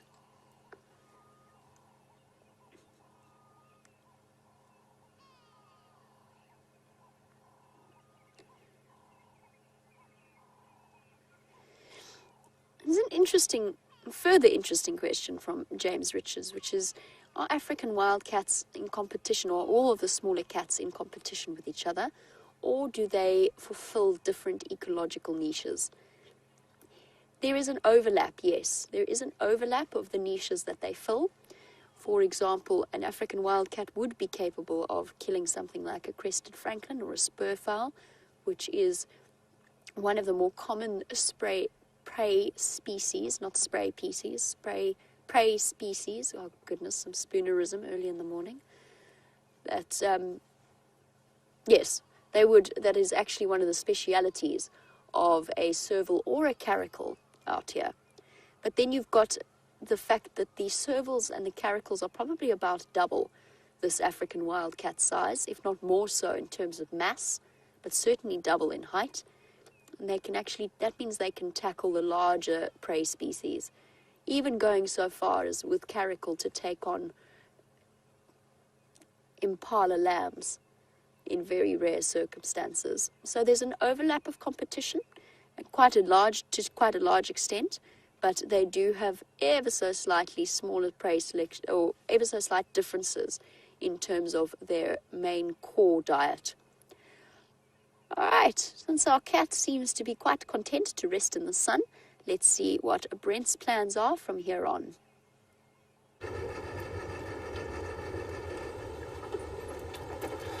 So, what an exciting cat morning so far.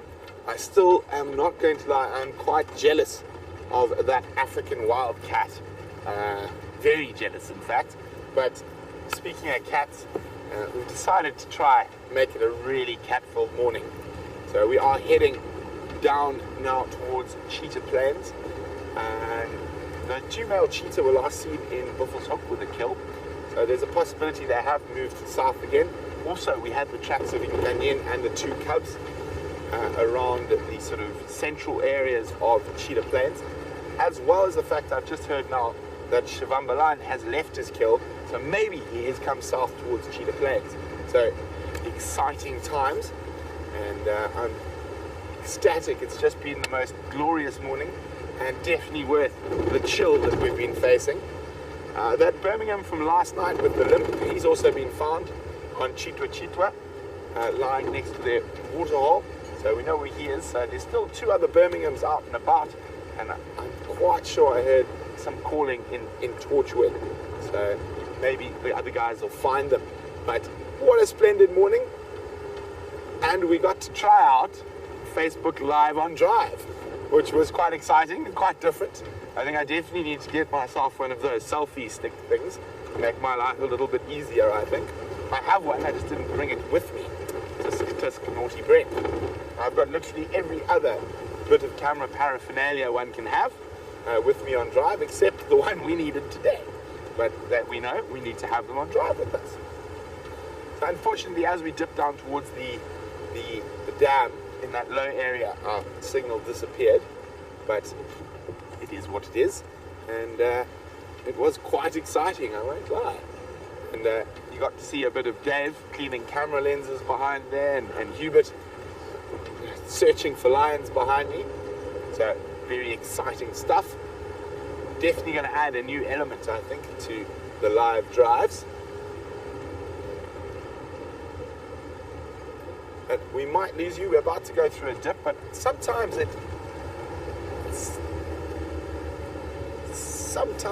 we make it through here, sometimes we don't.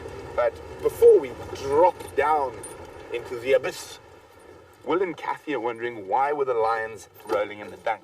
So there's a couple of different theories about this. It is possible that it might be trying to mask their smell, but I think the lion smell will overpower that. You do see them rolling in lots of smelly things, and rotting meat. So whether it masks their smell or not, maybe to a little degree, but I don't think anything that's going to be majorly effective. But I think they just like it, like a dog or anything likes to roll in something smelly. They might enjoy the smell of hippo urine and hippo dung. And it seems they do have a particular few favorites to roll in. And I think for me, hippo's number one. I've seen them roll in hippo dung and urine more than anything else. Occasionally buffalo, occasionally other lion dung, very smelly, and that's definitely not going to mask any scent. But I think they just really enjoy it. I mean, if you looked at them, that lioness looked like she was having a whale of a time. She really, really loved it. So we're going to continue. Hopefully you don't lose us as we head down into the abyss. But just in case, we're going to jump back on with Jamie and the African wildcat that I'm very jealous about. Well, you were with Brent en route to Cheetah Plains. I'm sure Brent is very jealous. I think, you know what? I think we might have won the cat search this morning, Vian. I think we did. I think we won the cat search. And don't believe for 1 second if Brent says it's not a competition. It absolutely is. When we set out looking for big cats, it's one that he usually wins. But this morning, that goes to us, even if he did find the lions. This is so incredibly exciting. The interesting thing about this particular, because this is in a way, there's a bit of argument between scholars or evolutionary scientists about the classification of the species, whether it's a species or a subspecies. Because many of you who are watching in Europe will, or maybe even in the Mediterranean regions, you also have a species of wild cat in those kinds of areas. Now, this is classified as a subspecies of wild cat, so the African wild cat. Personally, I feel as though it's geographically distinct enough to be considered to be its own species, but it's classified as Felis sylvestris, and then it's got a second name or a second species specifier to that. So it's part of the Felis family, which is pretty much a given. And if you give me 2 seconds, Libica. So it's got 2 species specification, which makes it, in theory, a subspecies. Now, for those of you who were checking up on my ICUN red list, so you know how they classify the international, or CITES actually essentially classifies each and every animal in terms of its threat level, from the matter of least concern to critically endangered, and then extinct is the next step from there. There's very little information, from what I can gather, on this particular subspecies of wildcat. So if you want to go and check it out, see if you can find where the ICUN has specified this type of wildcat, not wildcats in general, because they're classified as least concern, but this particular wildcat. Be interesting to know. I haven't been able to find any info on that. It would be interesting to know just where it falls. In my opinion, it falls somewhere around the vulnerable stage.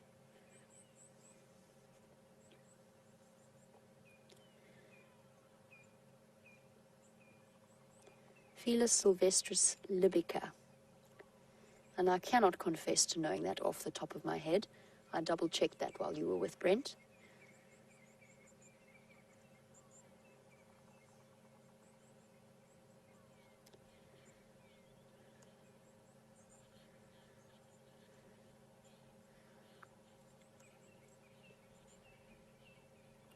Kathy Ward and PK, you're both wondering on the subject of our African wildcat, and we spoke about its denning habits earlier. You wanted to know what the average litter size of an African wildcat would be. Now, the African wildcats that I've encountered that have had kittens, and yes, I have really been very fortunate in encountering African wildcat kittens before, the size has been sort of around 2 to 3 kittens as average sizes. They're probably capable, like our domestic cats, of giving birth to more than that, but it's limited to a slightly smaller number. I would guess at the average being around 2 to 3. I can't, because of the nature of being a wild cat rather than a protected domestic cat or sheltered domestic cat, I can't imagine that it would be capable of raising litters much larger than that. It's probably capable of having them, but I imagine that the average litter size, it remains between sort of 2 to 3 kittens. Anything larger than that, and you're starting to put the mother under tremendous pressure, particularly since it is not a social animal. For wild dogs, having a litter size of 14, 15, up to 20 pups is okay, because the mom always has help with feeding them. But for an African wildcat that has to do it all by herself, anything larger than about 3 would be pushing it. The same goes for leopards, and it's pretty much the same for wildcats as well. Lions can have much more, because again, social cat versus solitary.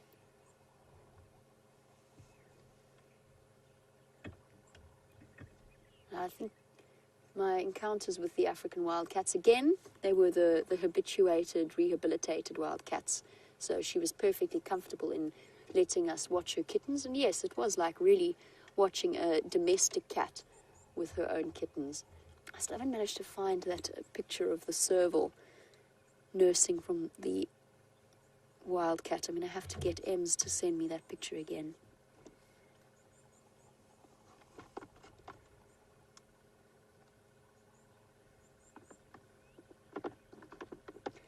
And while we wait for our cat to decide what it's going to do, I think that this is pretty much going to be its attitude for the rest of the morning. But you never know, it might still stalk. But while we sit and we watch it, let's see if Brent has reached Cheetah Plains yet.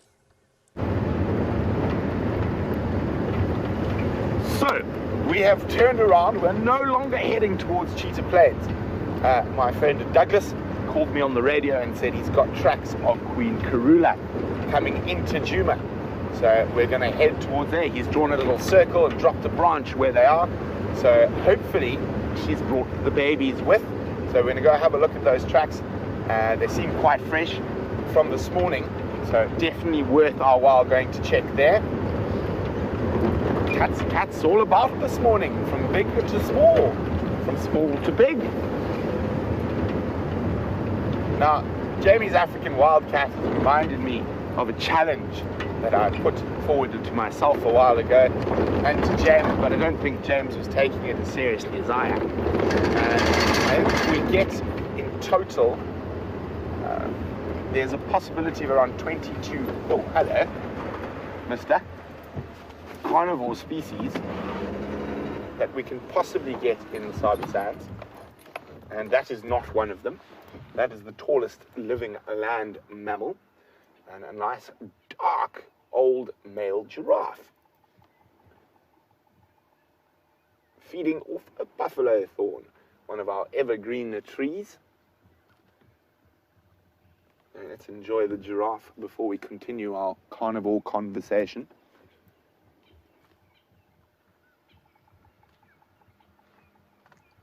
So it's not uncommon to find male giraffe by themselves. We normally find the females in sort of little herds that are known as towers or journeys, is their collective noun. But the males will only generally hang around those groups of females when there's a chance at procreating.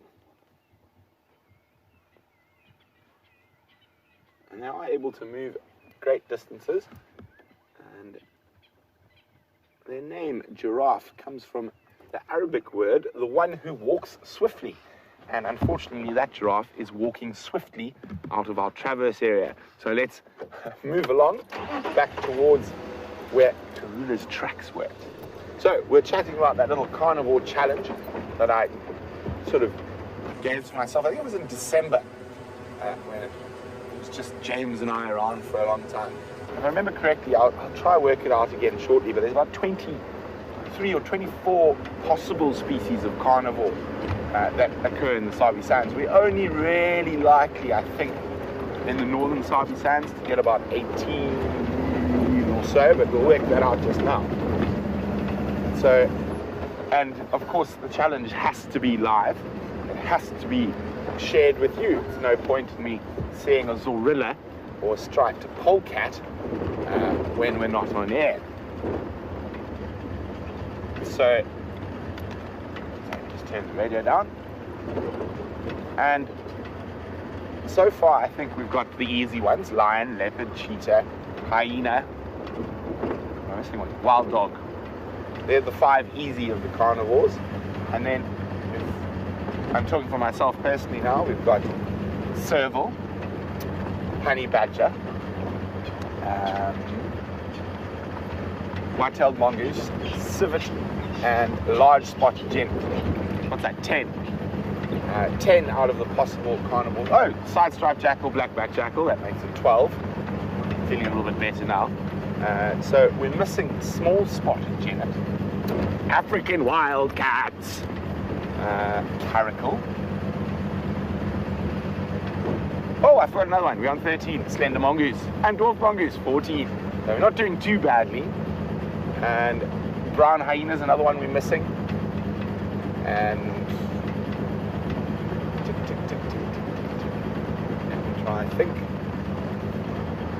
There's water mongoose is another one we're missing. I have seen their tracks here. So some of the ones that are really unlikely are Selous mongoose. They theoretically occur in this area, but there's never actually been a confirmed sighting. The Cape Paulus otter, the lack of a big river, makes otters a bit hard to find around here, but they do occur further south in the Sabi Sands.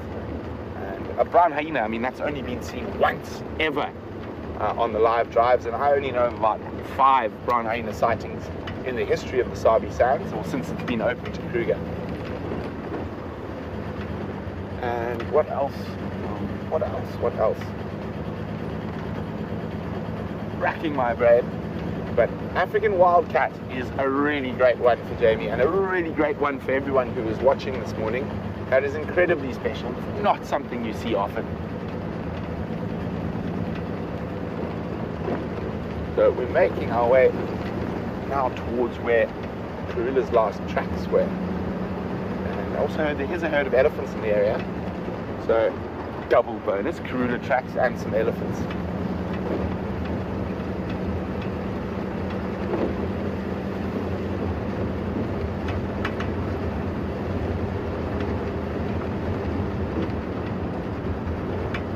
There we have not the best sighting of them, but some of Queen Karula's more favoured meal tickets. Oh, they're gonna run, don't run. You got them, Dave? Yep. Here we go. Let's take it back. Yeah, let's take it back. Oh, it's hiding. Still there. Got him. There we go. Off it goes. There was a pair of grey duiker off their scuttle. Now, this is one of the reasons Karula really favours this area. There's a lot of duiker and a steenbok in that area. And she is a beautiful female, but she's not the biggest female. So quite often if she catches something a bit bigger, it's very difficult for her to hoist it, and she often loses it to hyenas.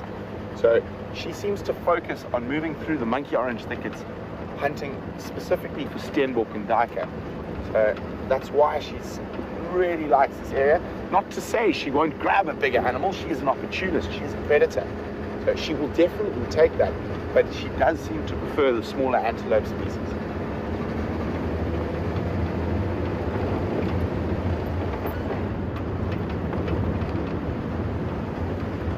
So while we get onto the tracks of Queen Karula, let's go back to Jamie and the African wildcat. I owe you a tremendous apology. I was listing the Latin name of the wrong subspecies of wildcat. My apologies. It is Felis sylvestra caffra, is the southern African wildcat. So I really do apologize to that. I'm not going to take you away for too long from our wonderful African wildcat sighting, but everybody loves kittens, and luckily Emma has come through for me, despite the fact that she's very much on holiday, to send through the picture of the African wildcat mom, the reserve where I used to work, along with her kittens. This is the serval kitten over here. This is the little serval kitten. And then, poor mom, you can see she's had a litter of 2 plus a serval. And then poor mom starts to have to deal with a much larger serval. How's the reflection there? Should I tilt it forward a bit? Yes. Isn't she absolutely gorgeous? Just a little awe moment. There's the little serval there. You can see the slight difference with the patterns and colorations. Now these are purebred black feet. It's also another indicator of an African wildcat. And there you go. Poor mom now dealing with basically what's kind of like a cuckoo baby to one of the smaller bird species. Now absolutely enormous. But as you can see, lots of cats like that, exceptionally tolerant of babies that are not their own if they're presented with the opportunity to suckle them while that baby is still young. So just a little awe moment, because everybody loves kittens, and African wildcat kittens plus a serval kitten thrown into the mix doesn't really get better than that. I'm going to put something to you. I don't think that this wildcat is going to do all that much more. We have had an incredible sighting, far longer than I expected to have it. Oh. Yep, fast asleep. I'm going to put it to you. I am happy to stay here for the rest of the sunrise safari, but I do not think we're going to get more of a change of position than we've seen. Might open its eyes a few more times. So we'll put it to popular vote whether you would like to stay or whether you would like to go and look for those baboons that we saw sprinting across the road earlier.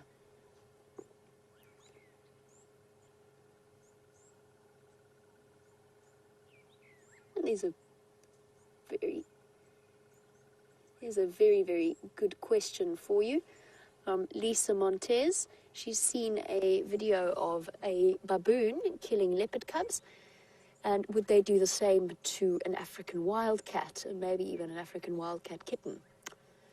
In a very rare situation, yes, potentially. Baboons can be fearsome predators. There are certain populations with whom hunting has become a habit and a tradition in the baboon troop. Not so much in these kinds of areas, but certainly up towards Eastern Africa. Now, a baboon killing a leopard, of course, is a different thing. That's less for food and more for making sure that that leopard doesn't grow up big and strong and then hunts the baboon. Most of you know that baboons and leopards are arch enemies in the bush. And there's a very good reason for that. That's because baboon societies are oligarchies, which means there's more than one dominant male. Now, a 25-kilogram male baboon on his own would not be able to tackle an adult leopard, but 3 or 4 of them, with their enormous 5-centimeter, 2 or so inch canines, would definitely pose a tremendous threat. And they kill leopard cubs because leopards are the one animal that are capable of following them up trees and hunting them. And Karula, of course, killed that baboon, and Kunuma was it Kunuma or Quarantine? Somebody told me about a sighting. I think it was Karula that killed a baboon or was feeding on a baboon. No, it was Kunuma. I think Brent told me about Kunuma. Yes, it was Kunuma. Sorry, Karula killed the monkey and Kunuma killed the baboon. All before my time. Both of those are leopards. But that doesn't really answer your question, because you were asking specifically, Lisa, about wildcats.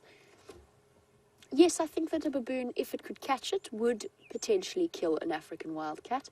I think that that kind of scenario is relatively unlikely, though, because an African wildcat is far less of a threat to a baboon than a leopard is. That sort of goes without saying. A wildcat is not going to hunt a baboon. So for the most part, I think you'd probably find that they would stay out of each other's way, and you wouldn't have that kind of a threat from either species. That would be my suggestion in that kind of situational circumstance.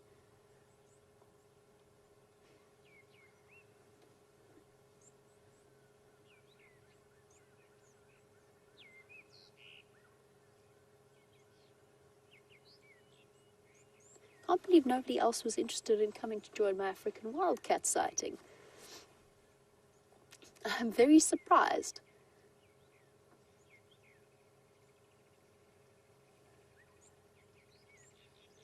Me too. Ellen, in Arkansas, I am totally with you. I'm also amazed at how relaxed this wildcat is around the vehicle. I thought that we were going to be limited to an early morning sighting in the dark with the spotlight, and that it would then disappear off. I think that the distance helps tremendously in terms of our sighting. As I said, or as VM essentially confirmed, we're about close to 60 feet away from it, and it has plenty of cover and vegetation. I think if we'd encountered it in the open, things might have been very different. But as it is, very, very relaxed and calm. And it helps, of course, that we haven't tried to trundle after it or drive a little bit closer. We've just given it plenty of space. And as a result, we've been able to enjoy its company for the last 2 hours. Incredibly fortunate. Definitely not the plan I had going for the morning. But then, as you know, planning a live drive is pretty much a futile exercise. Things are inevitably going to change.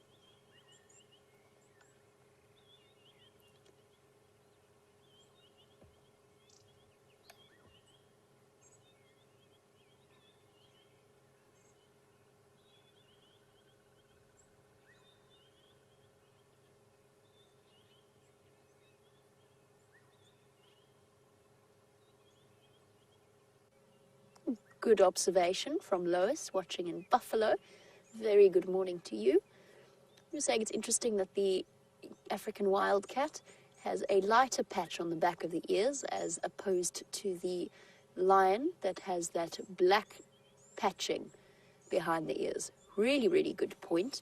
We know, of course, that the black patches behind the lion's ears, as a social predator, as a social hunter, serve an essential purpose in terms of visual communication. Just that slight twitch of an ear, research is now showing, is enough to give direction to the rest of the pride whilst they are hunting. But light and dark are both ways of emphasizing a body part in animals in the African bush. You see it with the white tip of the tail underneath the leopard. Underneath the tail of a leopard. When the leopard twitches its tail, you immediately see that. And the main theory behind that is, again, it's an emphasis towards one of the most essential parts of a leopard's visual body cues, just emphasizing its body language and its moods by the swishes of its tail.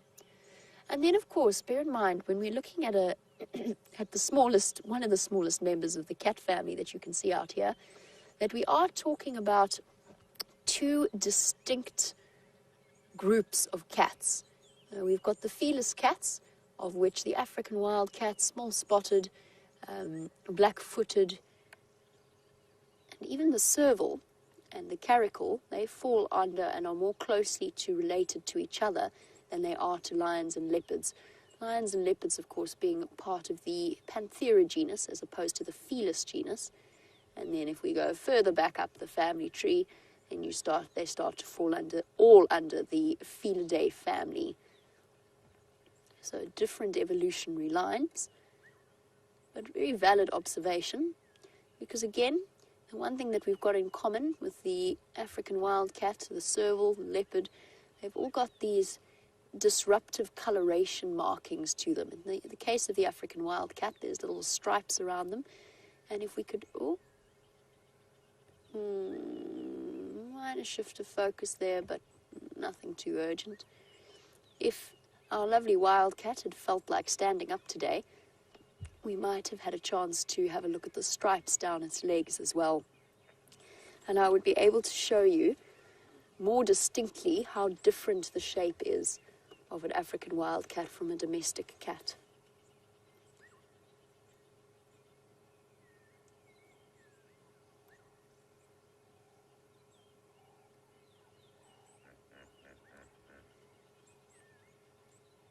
It's a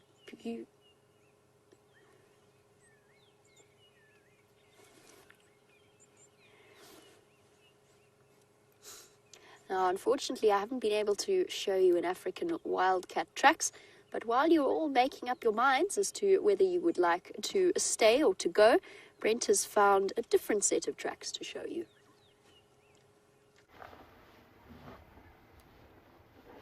So, really exciting. We found really fresh female leopard tracks.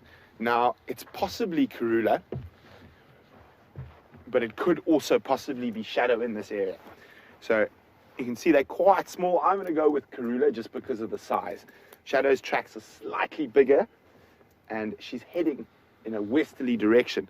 So she's crossed over our southern boundary. We're now sitting on Philemon's cut line. And what we've done is we've dropped Hubert off, and he's taken off on foot, and he's got a radio to contact me. In the meantime, what we're going to do is we're going to loop a larger loop around Hubert and see if we can find tracks on the road. But Hubert's got a much better chance of finding her on foot than we do from the vehicle. So, fingers crossed, can we make it a tri-cat morning? That is what we were going to find out. I think we can, but I am an eternal optimist. And I think the cats have given us a hard time for the last while, so it's about time they show us a little love.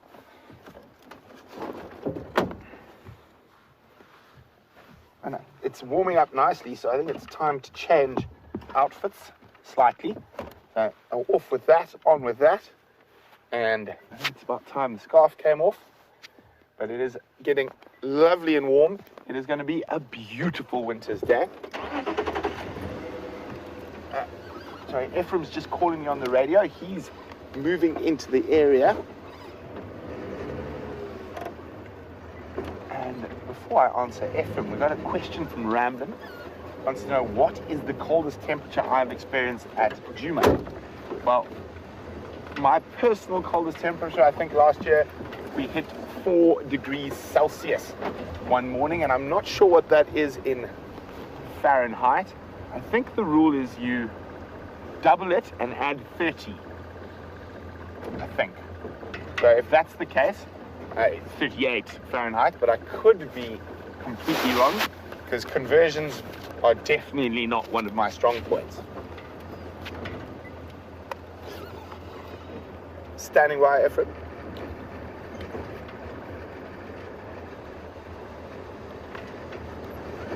Ephraim, if they've crossed Philemon's dip heading towards Zoe's, and there's Hubert checking for the tracks.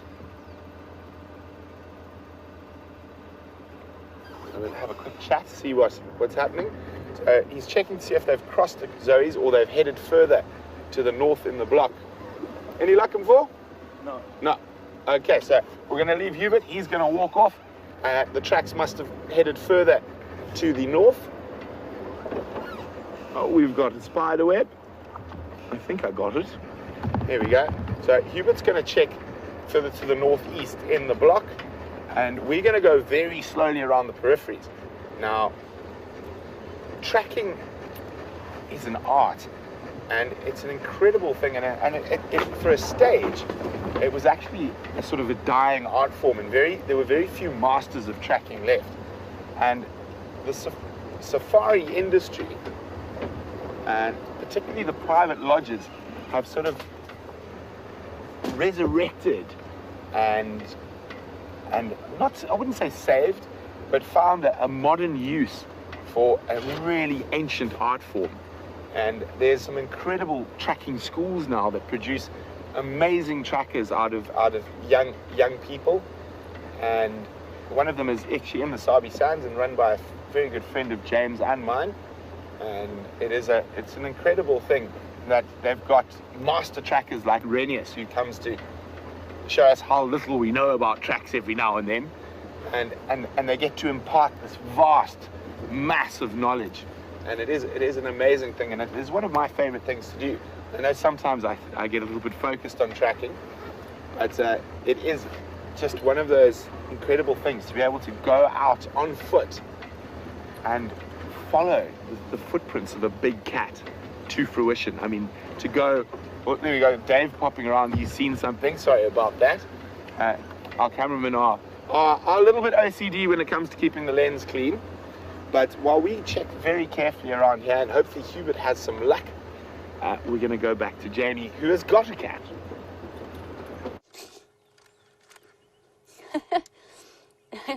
I find that very funny, although Dave, yes, very much is ready to, has his cloth at hand to wipe the screen.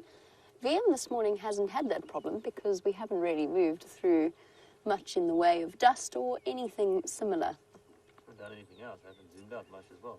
No, you've actually, in fact, VM's sitting quite happily in the back there on standby in case anything happens. But other than that, getting to just really enjoy the wildcat sighting, although obviously earlier when it was stalking through the thicket, things were a little bit more tricky.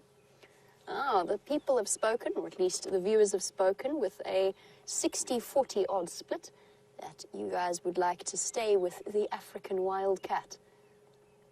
And your wish is our command, and we shall do it for you. We shall stick around for at least another 20 or so minutes before we decide to go trundling off in search of baboons, just in the hope that this African wildcat does present us with a different view, maybe, or something similar. This, for the moment, I think is probably going to be our best position. I think if we move any further back, there's going to be trees and such in the way. We are indeed the only people here, and in fact, I think what I'm going to do is, the difficulty is, this sighting for us is incredible because we have a tremendous zoom on this camera, And we've got, at the moment, the only good position in which to view this wildcat. As much as I would like to call other vehicles in, I don't know that it would be as magical an experience for them anymore. When we called Lex in, the cat was out in the open, so they could look at it through binoculars. Right now, first of all, trying to explain to them where it is going to be exceptionally tricky. And further than that, I don't know that it's going to be as incredible as it is for us. And that maybe is why the other vehicles haven't come through. As you can see, as VM zooms out right to the edge of Buffelshoek cut line, which is essentially where we are, that's it. That is the view that they would have. And yes, binoculars would certainly help. However, I'm going to just call it in one more time, just to let people know that it is still here. Morning stations, we're still with this African wildcat on Buffelshoek cut line between Sandy Patch and Aubrey's Road. It's static, visuals probably about 2 out of 5.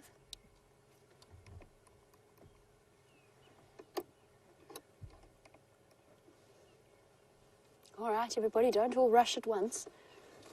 Nope. Everybody's quite content to enjoy the lion sighting, and that suits me just fine. I've got my cup of tea. The sun's heated up nicely, although I think my tea might be a bit cold at this point. I sort of forgot about it.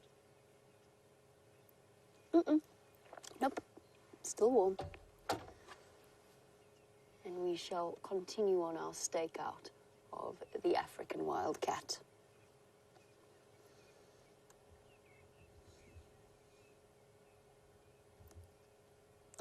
And I can guarantee you that as soon as I get home, I'm going to be doing some serious research to find out more about this particularly amazing creature.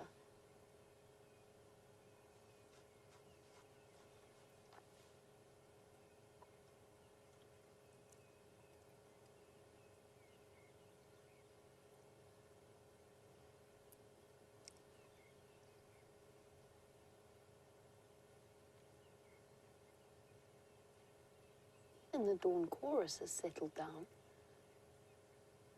The birds are no longer quite as vocal as they were at the start of the morning, but there's a wonderful blanket silence to the bush in winter. Now, we've had honey badger sightings in the middle of the day with Sam. We've had an African wildcat sighting for close to the entire duration of the sunrise safari. And I hope you all realize that that you're all eagerly anticipating further sightings of this nature. It's because we're going into winter. The mornings are slightly colder, so the nocturnal animals don't feel as pressurized to disappear off. And in fact, even enjoy spending a little bit of time out in the open to sunbathe and to heat up again after a chilly night foraging. But there's also the fact that with minimal ground cover, very little grass, the trees, most of the tree species, especially the bush willows, start to lose their leaves. We've got increased visibility. We can see all kinds of things. Let's go across to Brent, who's got an aerial predator. I don't, Brent. We've got an African harrier hawk raiding a nest. It's a bit difficult to see at the moment. We just try slide forward. But it's busy raiding a hollow nest. It's just through here. We're gonna get a gap. Okay. So Dave shoots straight across the drainage system to the right, and there we go. Look at it. It's got its legs right down in that hole in the tree. Now they're able to dislocate their legs so they can get to places that they wouldn't normally to get something. Can't see. But it had its legs right down a hole in that weeping wattle. Cleaning its beak. I'm not sure if it maybe got something out of there. We'll see shortly.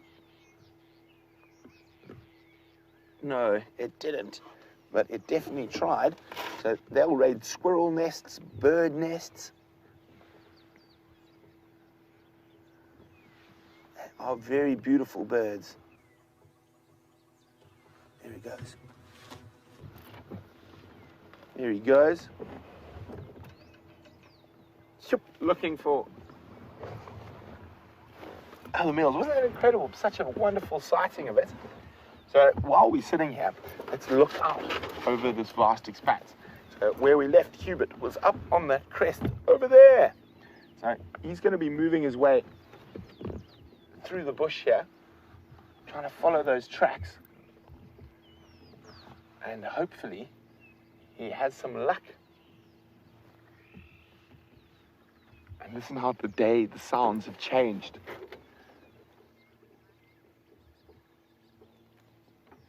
So listen to how the sounds have changed since that early morning when we started. There was almost no bird calls, and then they started increasing. And now as we sit here on the high ground on Zoe's road, we can hear larks, we can hear weavers, we can hear a woodpecker in the distance. Oh, there, Dave, bird. A little bird. Ah, good one to test the bird is on. Oh, he flew. That's unfortunate. Looked like one of the little finches. I didn't get a good enough look.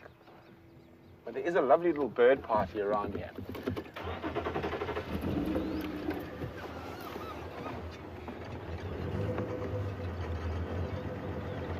Let's see if we can catch up with a few more of the birds as they get their day going. Quite often on these cold mornings, they'll bask till it's a bit warmer like now, before they really get going and start foraging. Oh, they seem to be.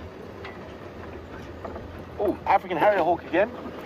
Is he going to land in the marula tree? No, he's not. He flew past. And you can hear all the birds suddenly get the little alarm call bzz, bzz, bzz, bzz, bzz, as he flew over. Oh, one of the most beautiful calls out in the African bush. Mine's not a very good impression, but it is the black-crowned chagra.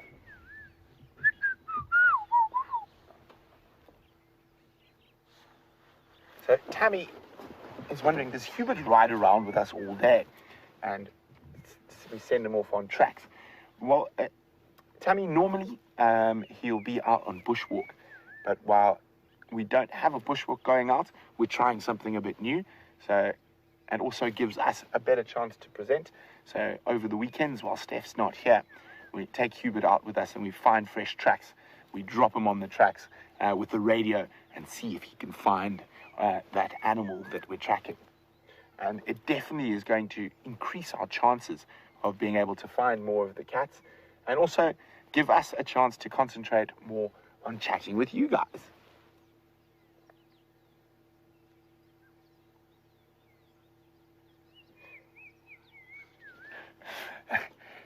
Jen B is wondering, have I ever forgotten to pick up a tracker after drive?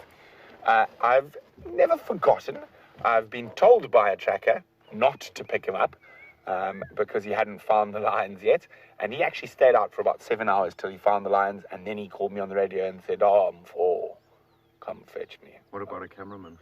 What about a I have forgotten the cameraman. I forgot Jandre one morning.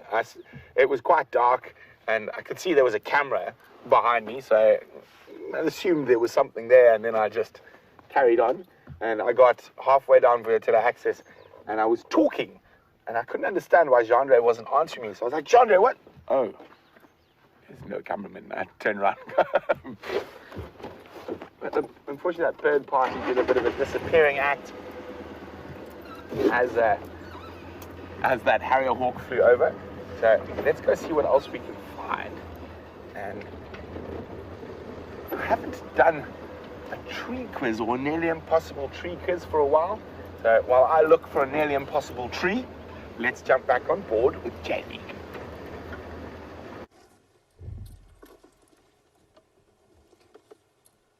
Still with our African wildcat, and something that Rebecca mentioned to me has sparked off an interesting thought pattern in my head. Now, where I used to live, and we spoke about the almost domesticated wildcats that lived around there, but there were actually 2 half-bred wildcats that were neutered but were kept as pets around the farmhouse. that I lived in. I never met them. It was prior to my arrival in that particular area. But they were there to help catch and keep down the rodent population in that particular area. And it's an interesting, it starts to sort of blend into interesting questions because there's a huge trade in exotic pets, whether they be, particularly for serval. Serval's one of the easiest of the wild cats to habituate and to domesticate almost. Although bearing in mind that, you know, teaching one individual to interact with humans when it's a wild animal, you never quite get rid of that natural wild instinct that they have.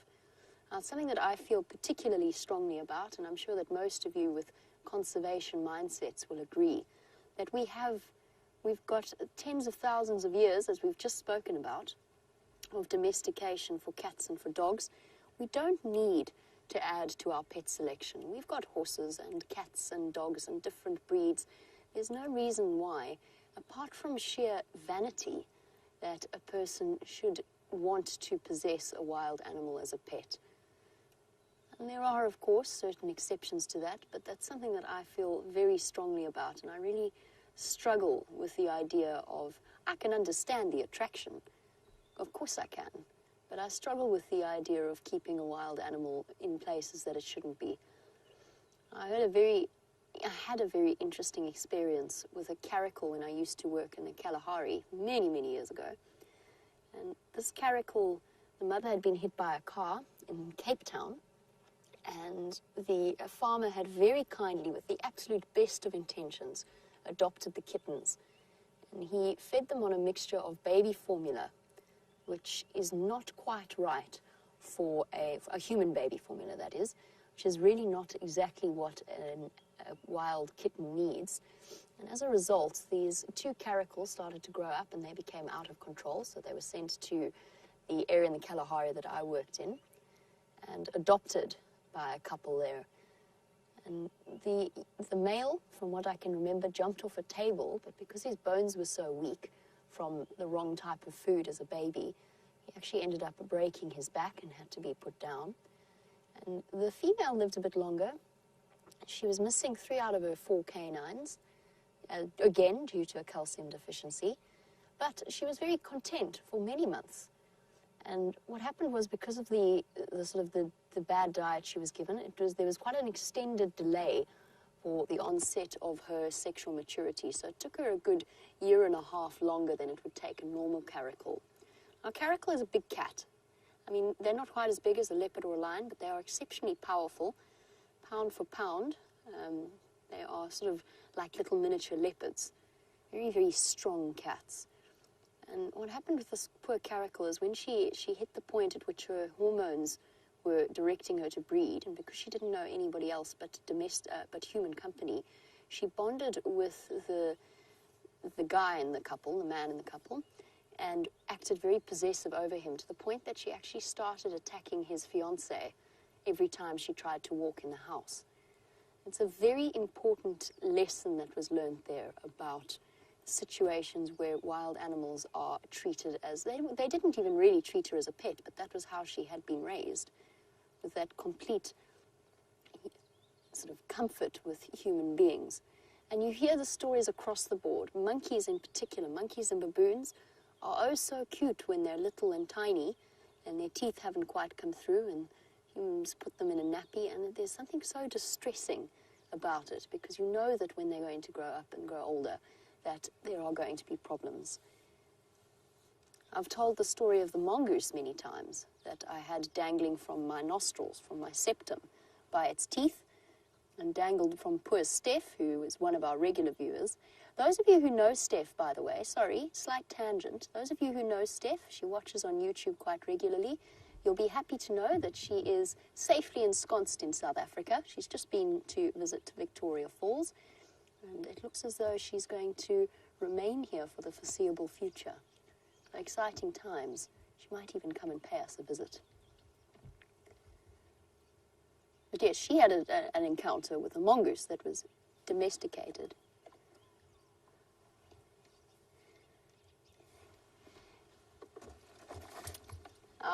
Yes, absolutely. Oh my word, there's some very bright sun now that I've looked in this direction. Lisa, yes, absolutely. African wildcats do purr. We talked about their meowing yesterday and the fact that that's a very human domesticated cat thing that they've started to evolve.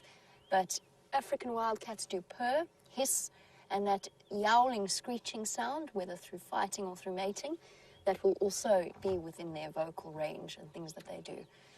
Of course, all of our cat family, actually, that we get in this area can purr. The lions that you were with earlier, that low rumbling sound when the female starts to approach the male, we see it with leopards as well, that's actually her purring, believe it or not. It just sounds almost like growling to our ears because they're so big and it's such a deep bass sound. That is them purring, and cheetahs in particular are known to purr. Again, back to our pet discussion, cheetah's another animal that habituates and gets used to people very quickly and very desirable as a pet.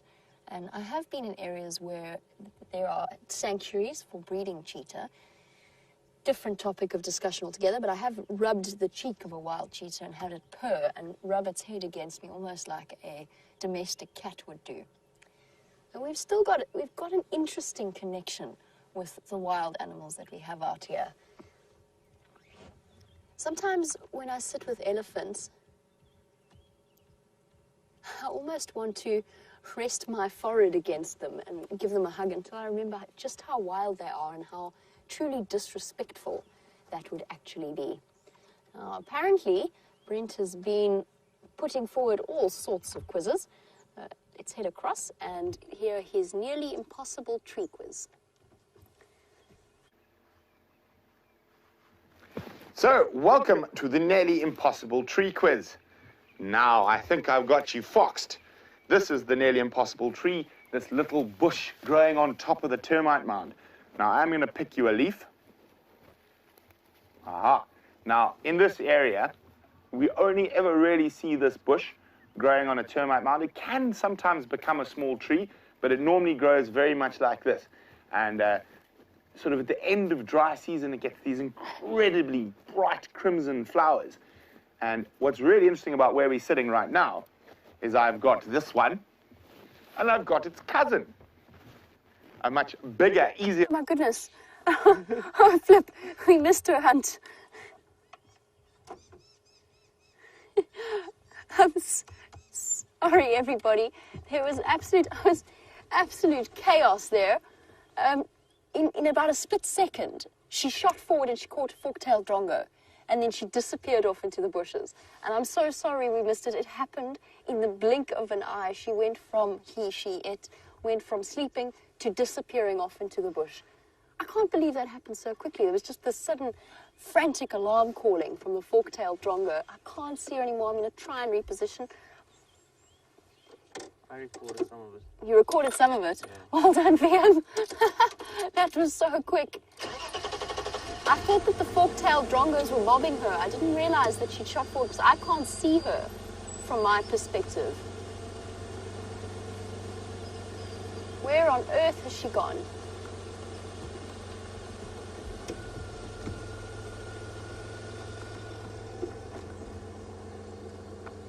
I'm sure she's feeding. He, she, it is feeding just in the bushes there.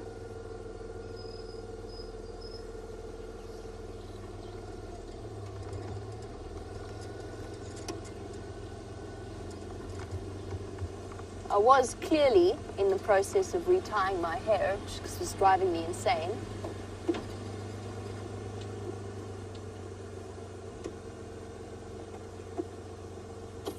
Oh dear.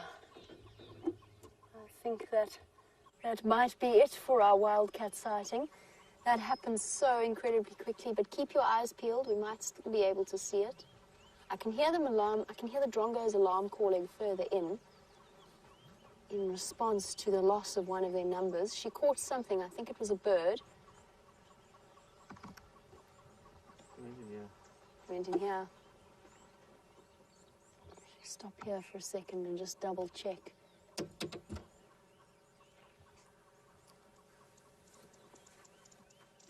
The cisticolas are alarm calling as well now.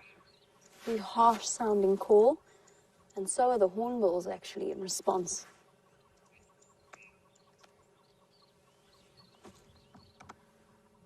there's a moment I will never forget.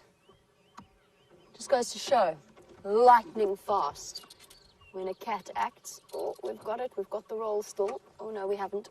No, not quite. I was hoping to keep the engine off just to be able to listen to alarm calls quicker.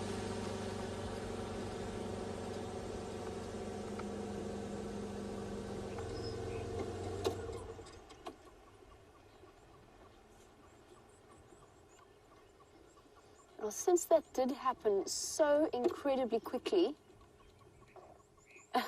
and took us all completely by surprise, the lovely ladies in Final Control have actually prepared a replay. So why don't you have a look at this clip that they've got for you?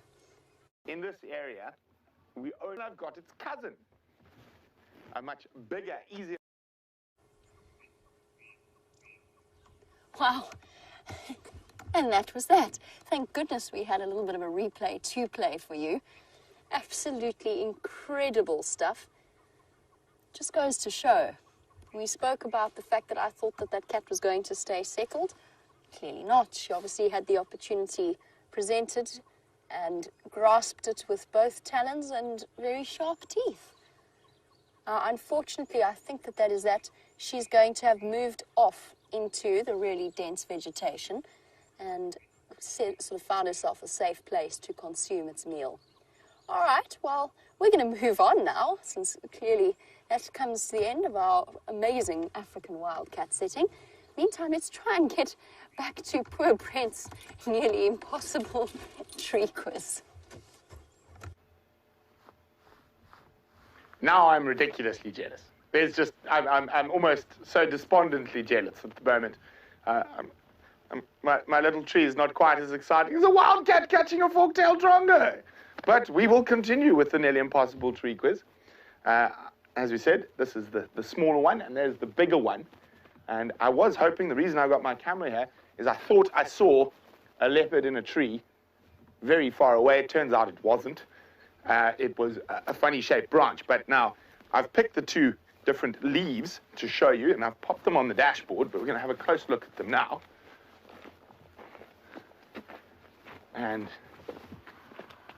let's see how clever our tree people are out there. So,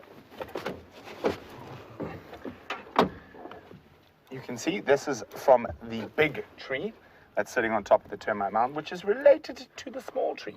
So, their leaves, although very different sized, have a very, so obviously being bigger, but they have a very similar shape and a very similar setting. So they are opposite each other directly, both of them. Now, this is just much smaller and much thicker, so it looks like it, but for the same size, it's about the same gap between the different stems. So it is both of these trees have these incredible crimson flowers, and one weeps and one doesn't. Oh, someone's found us, and I think this could be a new bird for a lot of people. Don't fly away. I think he's actually not going to fly away. He's come looking for me because he saw me standing on the termite mound. You got him, Dave? I don't. Okay, so the far left-hand side of that branch there, and it was chittering at me. It's a greater honey guide who was trying to convince me to follow him to a beehive. But now that I've got back in the car, it can't see me as a person anymore, and it's taken off. There you go, greater honey guide. And while you guys think about those trees, I'm going to tell you a little story about honey guides and honey badgers. So we've seen a honey badger this week. We haven't seen a honey guide, or we've seen a honey guide, but we haven't seen any beehives. So it's quite an interesting sort of folklore that continues through a lot of African cultures, and cultures that are quite diverse from each other. Now, if you follow a honey guide to a beehive, and you raid the beehive, but you don't leave any honey for the honey guide. The honey guide, the next honey guide you follow, is going to lead you to one of two very, very bad things if you're a human being. It's going to lead you into a black mamba that will bite you, or to a man-eating lion. So neither of which are pretty good. Now, the interesting thing is when you leave honey for the honey guide, you're not actually leaving honey. It doesn't really eat honey. It is after basically the baby bees. So the larval stage of the bee. So that's what they're after. And of course, well documented why a honey badger is called a honey badger is the honey guides will actively look for them and chitter at them, and they will follow that honey guide through to a nest or a beehive. So very, very interesting. I've tested it numerous times out in the bush, and it really works. You can follow a honey guide to honey. Now, just think about the evolution involved in that tiny little bird, knowing that it can take humans and honey badgers through to a nest, and there will be rewards from that raid. So, of course, us humans, we don't eat the little bee larvae. We're after the honey specifically, and a honey badger eats all. But he is a really messy feeder, so there's always a lot left over. Oh, seems like a small child has got hold of the game drive radio and is singing in my ear. Can't really make out the song. It's definitely a small child. So I think what's happened is someone has stopped for a morning cup of coffee, and their child has managed to get hold of the radio while they're not watching. Now, as I know as a small child, and actually having taken quite a lot of small children on safari, the radio is a great source of entertainment. Just the thought of being able to, wow, same as a cell phone with small children, they always want to talk on it. So while we're standing up there, also heard some elephants a bit further up that way, so we're going to meander towards elephants. Tammy Peterson, you're on the right track. It's not a jackalberry, but it is one of the other trees that grow on termite mounds quite regularly. So Tammy, you're on the right track, just the wrong species.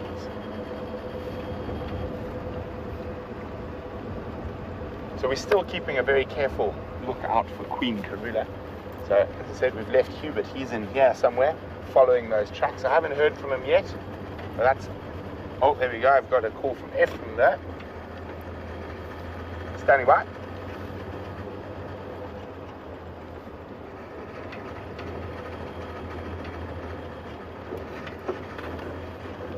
Okay, copy. Thanks very much. I heard some Mashinjan and Franklin to the north of Rebecca's Road.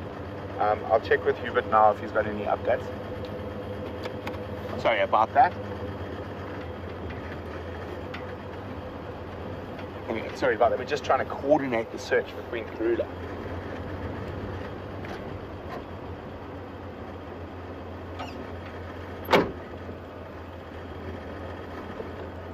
Oh, no, okay.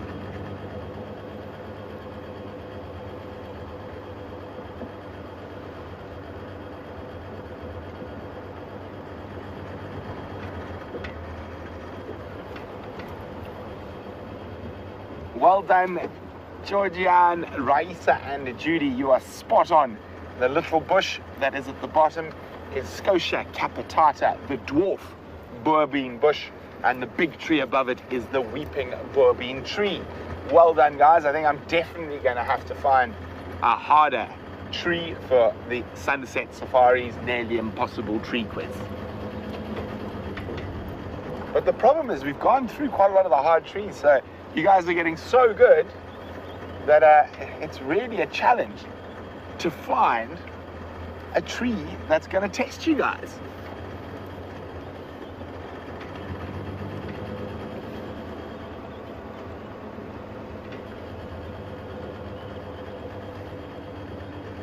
So let's try see if we can find those elephants. Sounded like they were at the top end of Philemon's cut line. Dave, you got your eyes open? Oh, yes. Not only looking for elephants, looking for leopard as well? Always. Not driving past sleeping cats? So this is an area Karula really fancies. There have been a lot of elephants through here during the night, so that's why it's great to have Hubert out there on foot, really checking very carefully.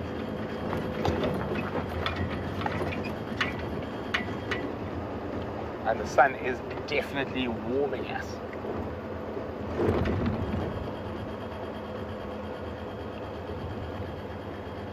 Well, Justin, Aaron, and James Richard, congratulations. The Greater Honey Guide was a new bird, so very happy to oblige.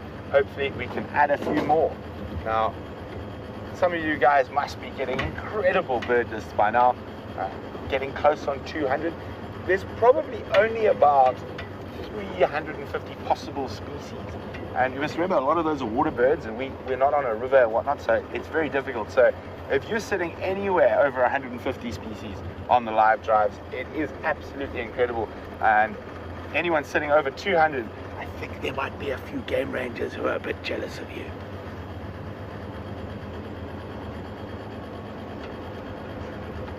I think the elephants sounded like they were over here. They could still be in the block. Just heard that of an elephant chastising another. Oh, so I heard it. Yep, something was in my eye, but managed to get it out.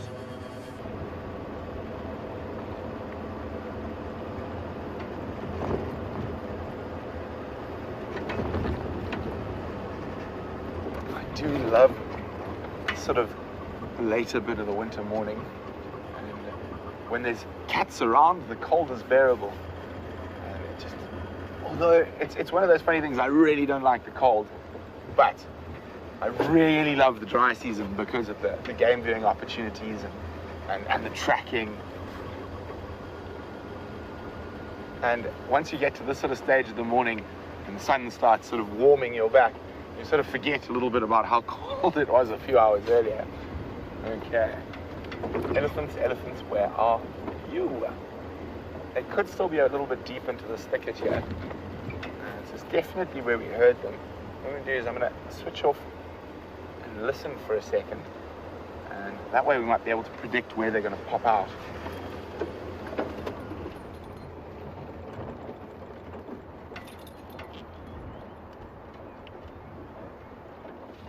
So remember to cup your ears. It gives you a lot more ambient sounds. So you make your ears like a kudu's ears and you can hear a lot more.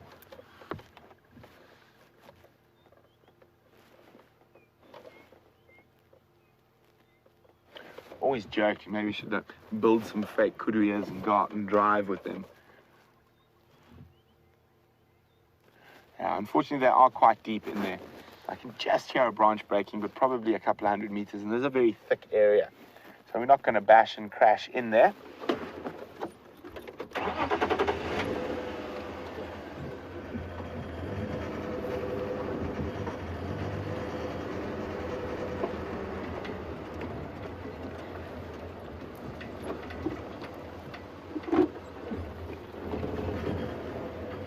Okay, so while we keep checking for elephants in Queen Karula, let's go see what Jamie's up to. Oh, well, Brent is listening for elephants and tracking them at the same time. I'm trying to track down that baboon troop that we saw dash across the road earlier. Their tracks led straight across in this direction. We're going to be keeping our eyes peeled. If it's the same baboon troop that we saw the other day in the morning on the sunrise safari, and we know that they are relatively and comparatively relaxed. So hopefully we can try and find them. On the subject of tracking, just while we're cruising along, James, I know that you were asking, James Richards that is, I know that you were asking about an African wildcat's track and how similar in size it is to a domestic cat track. The answer is they are almost indistinguishable.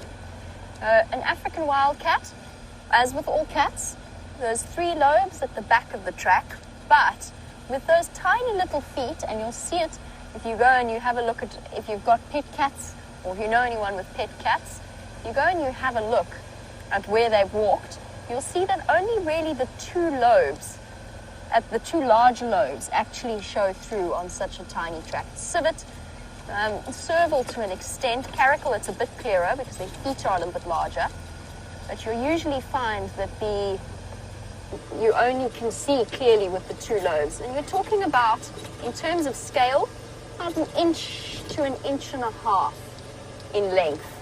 A tiny little track and slightly more elongated. I think, James Richards, you will have a picture of a civet track somewhere in your tracking scrapbook, so you'll be familiar with what those look like.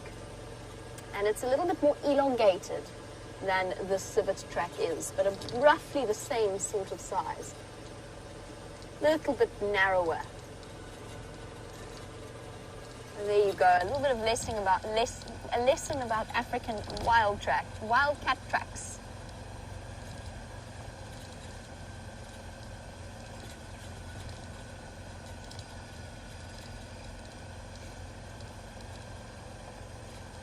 Let's see where these baboons have gone.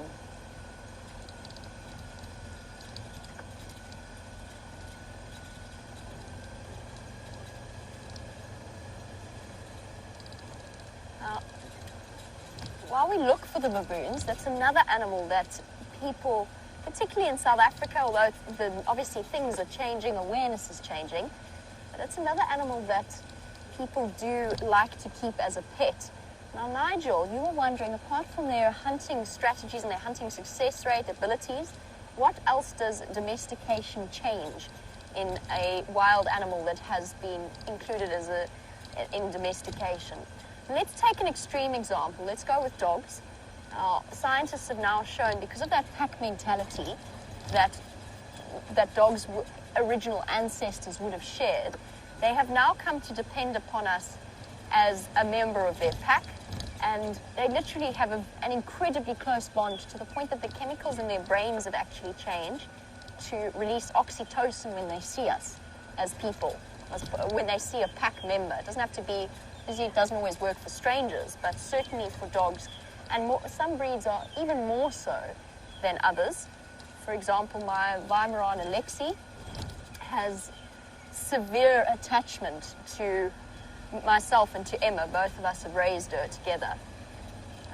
So it depends on the domestic dog breed, but if you're talking about a once-off, so taking a wild animal and domesticating it, it affects them in hunting is a big way, but most importantly, their social behavior. If you take a solitary animal like a cheetah, the only time they ever associate with other cheetah is when they're mating or when they have babies. So depending on the sex of the animal, you've got a really interesting bonding problem, because they only know people. And whilst it's not that they want to mate with a person, they do form that a level of a bond there, but at the same time, they're solitary animals by nature. Leopards, on the other hand, absolutely 100% cannot be safely, neither can lions and neither can tigers. Those sorts of animals cannot be safely domesticated. Now, if you take Kevin Richardson, who is well renowned for his rescuing of the big cats and his close bond with the animals that he has saved, even he will admit he's very careful that he's the only person that interacts with them. But even he will admit the dangers of such a close association. It becomes even more pronounced in primates. And primates in particular.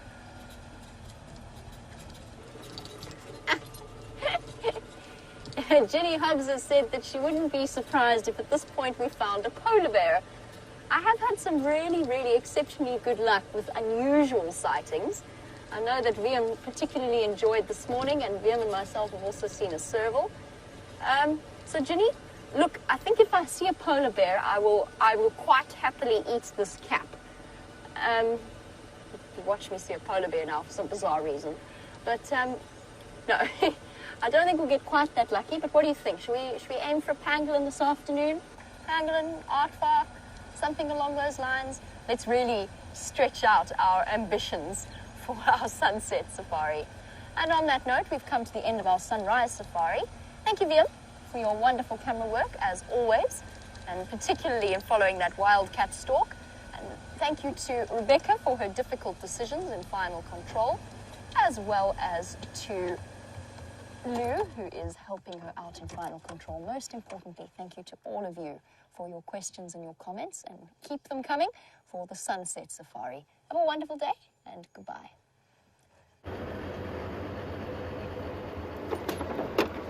Well, it has been quite an exciting sunrise safari. I think if Dave and I had to describe our colour today, it's going to be yellow. Yellow with jealousy. Jamie and Viam's incredible wildcat sighting. Although we can't complain too much. We did have an amazing morning with a Birmingham boy and an Nkuhuma lioness, or two different Nkuhuma lionesses, but we followed the one for a lot more. And, well, what can you say? Wildcat, fork-tailed drongo.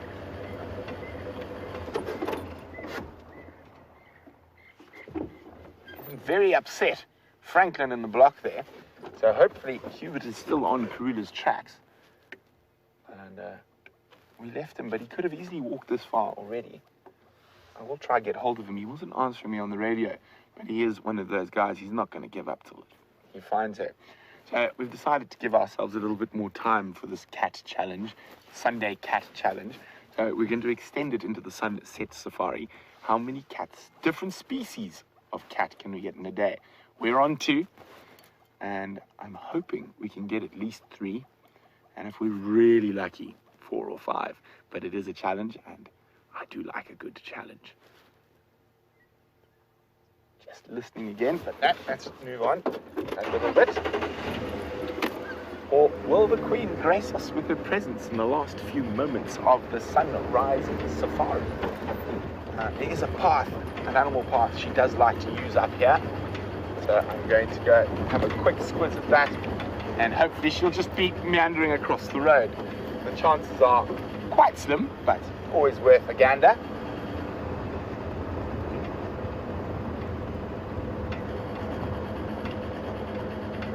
Now, the Nkuhuma and the Birmingham have gone into the big block, so they're still on Djuma. So we're definitely going to have them for the sunset safari. So really exciting that we still got them. I think it's very early in the mating because we only saw them briefly mate once. And she's still using her feminine wiles to keep him interested, but not giving away too much just yet. So I think maybe by the end of this evening's sunset safari, or definitely tomorrow, that mating will be in full swing. Very exciting stuff. And I think we definitely will get to Cheetah Plains, hopefully, on the sunset safari, just for that possibility of that extra cat species or 2.